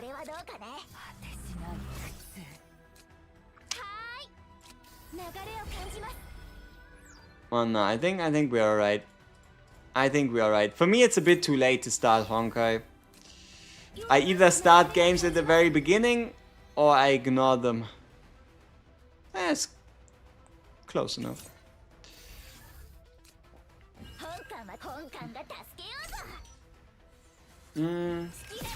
How's Agnes Enfield going? I mean, I don't know. I think I geared my characters, I did my duty, and for the rest, it will be fine. PGR, how far? I'm like level 82 account level. Like, not like end game or whatever, but I think I have like a few maxed out people. For the most part, in terms of like progression and hyper resonance and whatnot.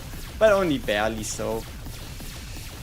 It's the third actually. See, I thought it wouldn't have been 2 years. That felt a little too short.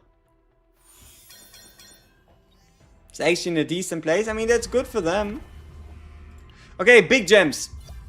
Big gems. Look at that.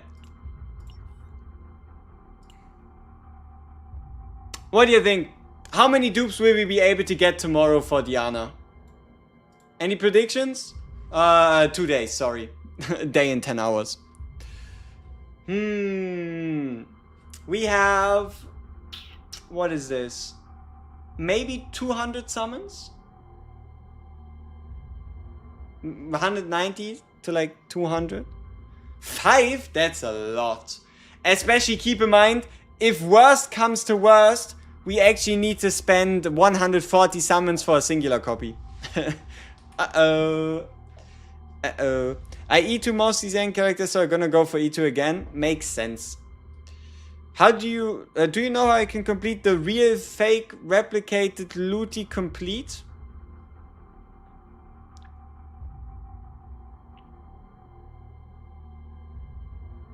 Is it an achievement?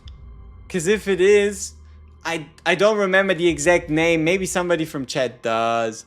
0 because they won't be necessary. I mean, I still want to get a Diana. And I might just get a couple more. Should you pull Rita? Do we have Diana's kit revealed? No, it comes tomorrow. Should you get yourself a Rita? She's nice to have, but she's not necessary. She is nice to have. She can give herself upwards of 12 AP every turn, which is great. But she's not necessary. Nor does she really feel like she's super needed for specific characters. She kind of does her own thing. She does some damage. She's blue. Yeah. Any tips for Divine Epiphany farming? Currently seems like hell and praying is the only thing to do. I mean, yeah. You go in. You make your way through it. And you get whatever card you want, and it either epiphanies or it doesn't. If it does epiphany, you meditate on it until it turns divine. If it doesn't epiphany, you just continue until you find yourself on the currently, I think, World Tree event, which would allow you to select divine. So you then select the card and you get your chance at a divine there. Then there's, I think, a second event introduced with the hidden boss, where if you get that one, you can also select divine. And if that doesn't work, you do the meditation until you get to the boss. If you arrive at the first boss and you still don't have the divine card, you just quit and you just do it again.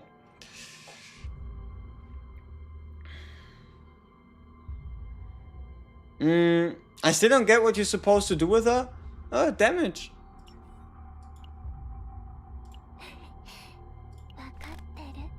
You're supposed to do damage. But what you can also just do is use her as like a big cost activator. Only real recipient as of this moment would be 9. But, you know, big cost activator, or even this one here, 2 cost activator. Who knows? Maybe we'll find a character that has a lot of interactions, a lot of benefits from specifically 2 cost cards. And then you could get yourself a couple of these, and then every time you play it, you save yourself 2 AP, because you pay 2 to activate 2 cards for 2.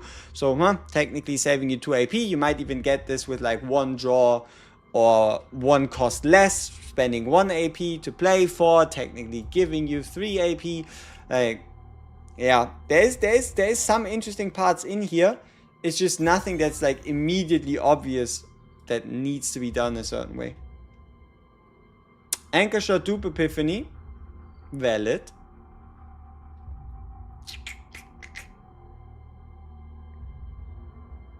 Rita and Blonde Girl are niche and bad. Oof. If you were to ask me on should you skip Typhera, I would have said no. You should have picked her up. On Rita though, Rita, she's great, but Typhera does have, in my eyes, a bit more viability, especially also with her being a controller. I'm never lucky, so I was building Pity, then I got Rita and 30 over the last few weeks, then lost the 50-50 to 9 the next tempo. Congratulations. Because now you can then also pity whoever you need to pity. Good stuff. Hey, level 50. Woo! Couple rewards. Nice. Cutting it close. Forgot to do some weeklies. She is not niche. Exactly. Like calling Typhera bad is kind of wrong. Yeah.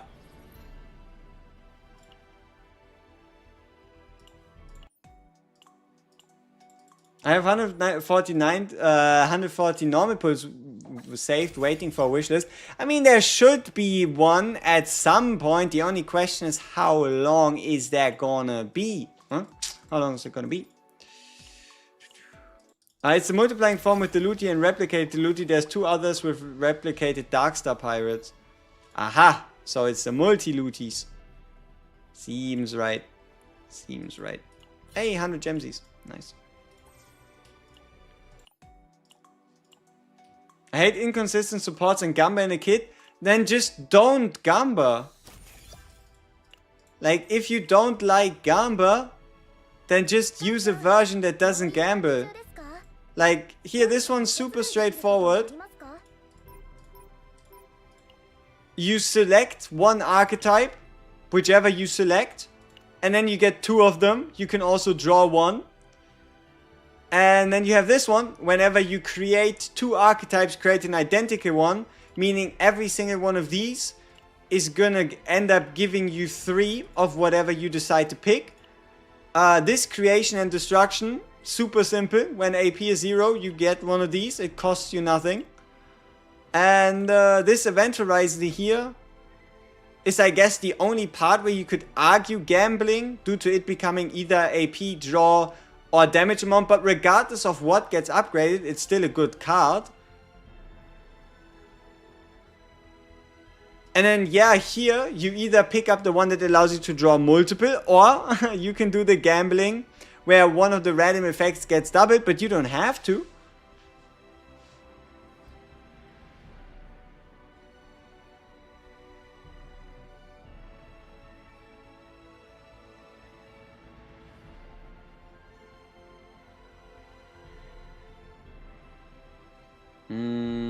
Who's my favorite character? Ooh. I still like Shizuru. I like the multi-hits. I like Shizuru, not gonna lie. Shizuru's still up there. Rin's up there. 9 has to be up there. But Serenia is awesome as well. But we also can't forget Luke. And she's sweet as well. I have PTSD from other games that did put Gamba on characters. Oh well, happens to the best of you. What would be the best deck for Nausea?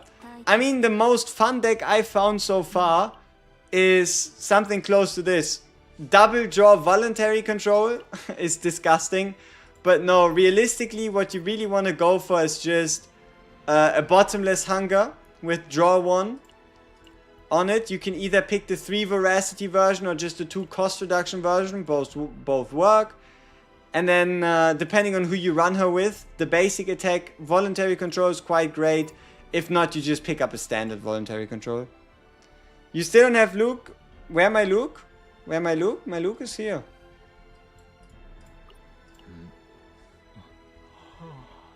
But we need to still properly gear him and whatnot. He's waiting. He is so ready for Diana to be good. Why does my Serenia not have 60% crit?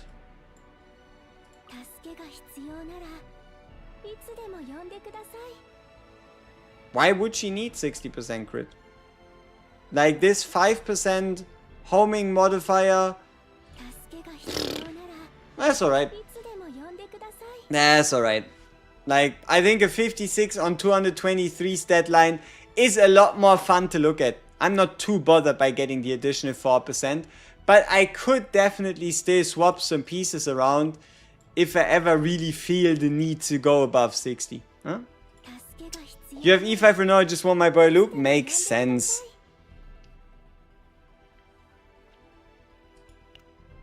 Nah, the crit from partner doesn't count. The crit from partner doesn't count for potential. Oh, you know what? What did they say? Didn't they say something in the preview about the partners now making it easier to hit potential stat thresholds? If I recall.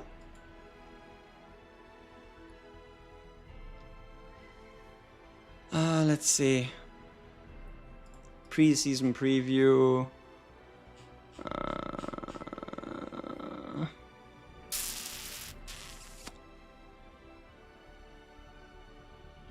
Partner system. Partner stats were not reflected when calculating memory fragment percentage options. Oh no. That is pretty big. That is really big. That means every single character in the game will get a major DPS increase. There will be a major DPS increase for every single character in the game coming April 8th. There's no need to rebuild anyone. So what they're saying is right now, if I remove the partner, right? If I remove the partner, we see the character's base defense, right? Base defense 187. And then obviously plus 102 giving us 289.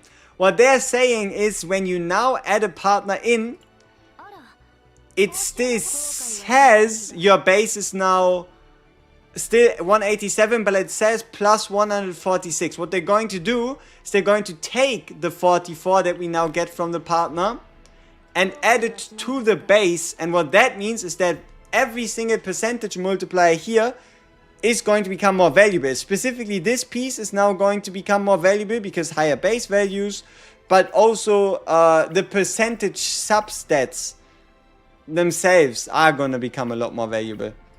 It might even get to a point where you could, on certain characters, justify going for attack percentage on the goblet. Hard to say, but yeah. Why would you feel like the enemies would also get a ridiculous buff? You know what? It depends on how big of an increase this is.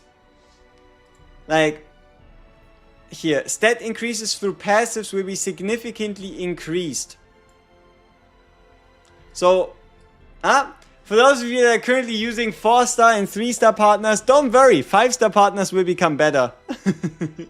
But yeah, the increase in base stats gained when leveling up partners. So we have to see how high does it go. Currently you get around 110-ish attack and 44 defense, give or take. The question is how high does it go? Maybe 150 attack, 60 defense? We have to see, and then we also have to see this one. So what this means is on a character here, it's this version. Like this saying 6% could be like higher, or could just be more base stats. So we have to see what they do. Do we need to make a save data for arena equipment in Bangalore Valor? No. No, I don't think so. Unless you want to play arena cards for fun, you really don't have to go out of your way. And if you want to do that, you can always do that in the future, because the area just... the planet doesn't run away, right? It will stick around. Ah, your Serenia has the 3-star pain. Oh. How did that happen? How did you miss out on Peko, my guy? Very painful. But we are getting a new hunter partner tomorrow, so maybe it's gonna be a partner that's not super exclusive to a single character. Doubtful, but there's a chance. Now I wonder if you should get Rita's partner before it goes away. See, that's the thing. If she really becomes that crazy for whatever reason, you can always buy her for 300 at any point in time. Which is why you should not be too worried about a unit going away and then you missing out on the partner, right? Like, never forget, whenever there's something that's like super crazy or whatever, you can always just buy them for 300. Never liked the weapon system. I think it's alright. I think it's fine. Any tips for Spiral Tower? I'm relatively new and I'm stuck at level 145 where the enemies are the angel guys. Did I miss something?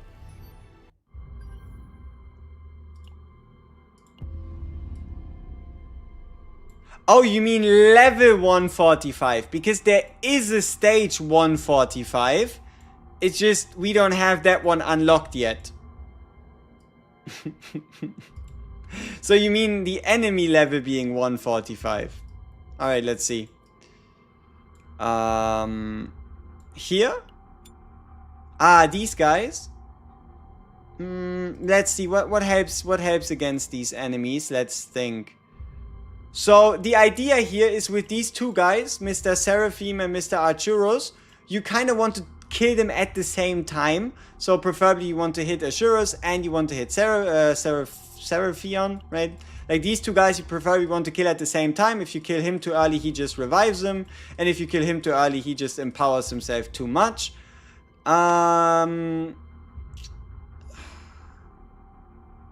Yeah, against these guys, if you bring a justice damage dealer, can help because they tend sometimes to have like shield damage mechanics, additional shield damage. But seeing as everybody is weak here, honestly, just bring damage, bring some tankiness, bring some healing, and you should be fine.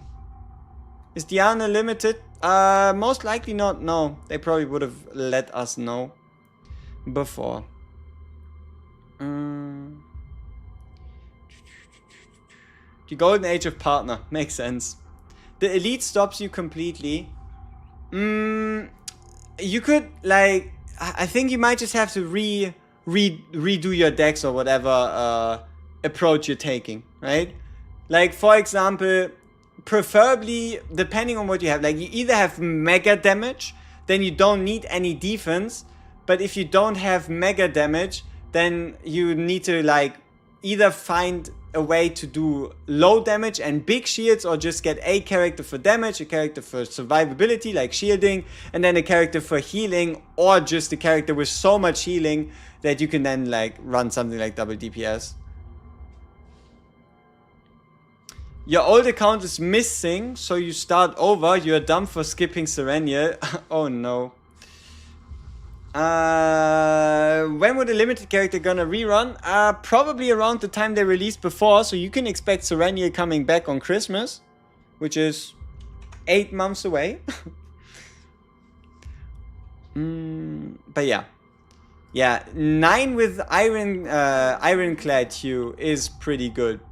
Right? If you need a good mix between damage and survivability, just get yourself Hue Ironclad and you should be fine. You have 60 pulls for the end, hope you can pull it. I mean, so you are on a 50-50, eh? Maybe you can hit early. Maybe you can hit early. Okay, let me think. Is there anything much more I need to do? And anything much more I want to do, even? Let's see. I feel like we've done enough. But I'm also in a state of mind where currently I know that when the new season rolls around and such, I know... Oh, there is something. Oh, okay, I was just reading a message. No extra rewards. But yeah, I at least know that I'm going to have mega motivation to do a lot of stuff, because there's a lot of stuff to do. That is for sure. I forgot, does this game have raid on and raid off? I didn't get Rita yesterday, even though I hit pity. Yeah. I mean, Rita's going to enter the pool, so hey, if things go your way, you or not go your way, you pull on the next character, and instead of getting them, you're gonna get a Rita. But yeah, no, here it's gonna tell you, right? It's gonna say either the next 5-star combatant is anyone, or it's going to specifically say the name of the character on the banner. Veronica Mika Dex build, let's go. That makes sense, yes. Alright. Oh, also Fashion Pulse. I am ready. I'm hoping for... 2. On a 3% chance, I'm hoping for 2. 2 fashion cards. For Diana. I hope there's not too much to ask for. We can pity 1, but I feel like 2 should be realistic enough. So I'm hoping for 2 fashion cards. And then we just have to see how many of her we get and whatnot. Yeah. So next point on the menu is going to be the dev stream tomorrow. But my next point on the menu is to go and get myself some food because I am starving. Oh, is that a new emote? That one's actually kind of... What the fuck is this?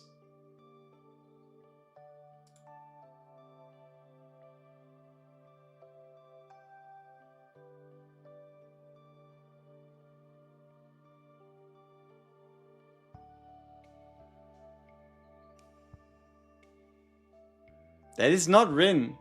That is Rita. And she's crawling in a circle. Very quickly. Holy shit. Look at that.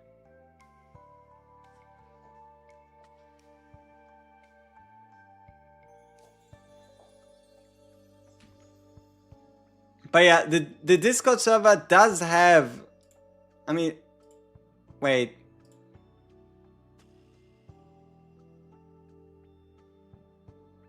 That is kind of cool. I think it's that, yeah, the Rhea cat, yeah. It's kind of awesome.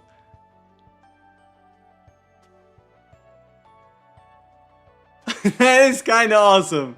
Yeah, it should be, should be. They really have some pretty good emotes. Let's see. Can I just select them all? I mean, look at this beauty. It's just not... I think we need to use sticker, right? Is it a sticker? Is the punchy one a sticker? No, the punchy one is not. It is. I mean, look at that. There's some really good ones. There's some really good ones. Alrighty, people. We did most of what we came in here to do. We got some gems. We are prepared for crafting. We have important questions to ask tomorrow. I will put up the Steam preview thing. I think we're gonna start around like 20. Yeah, we're gonna give ourselves like 20 to 30 minutes before the stream so we can do our bingo, so we can just get ready, and then we'll have ourselves a good time, eh? We'll have ourselves a good time. Alright,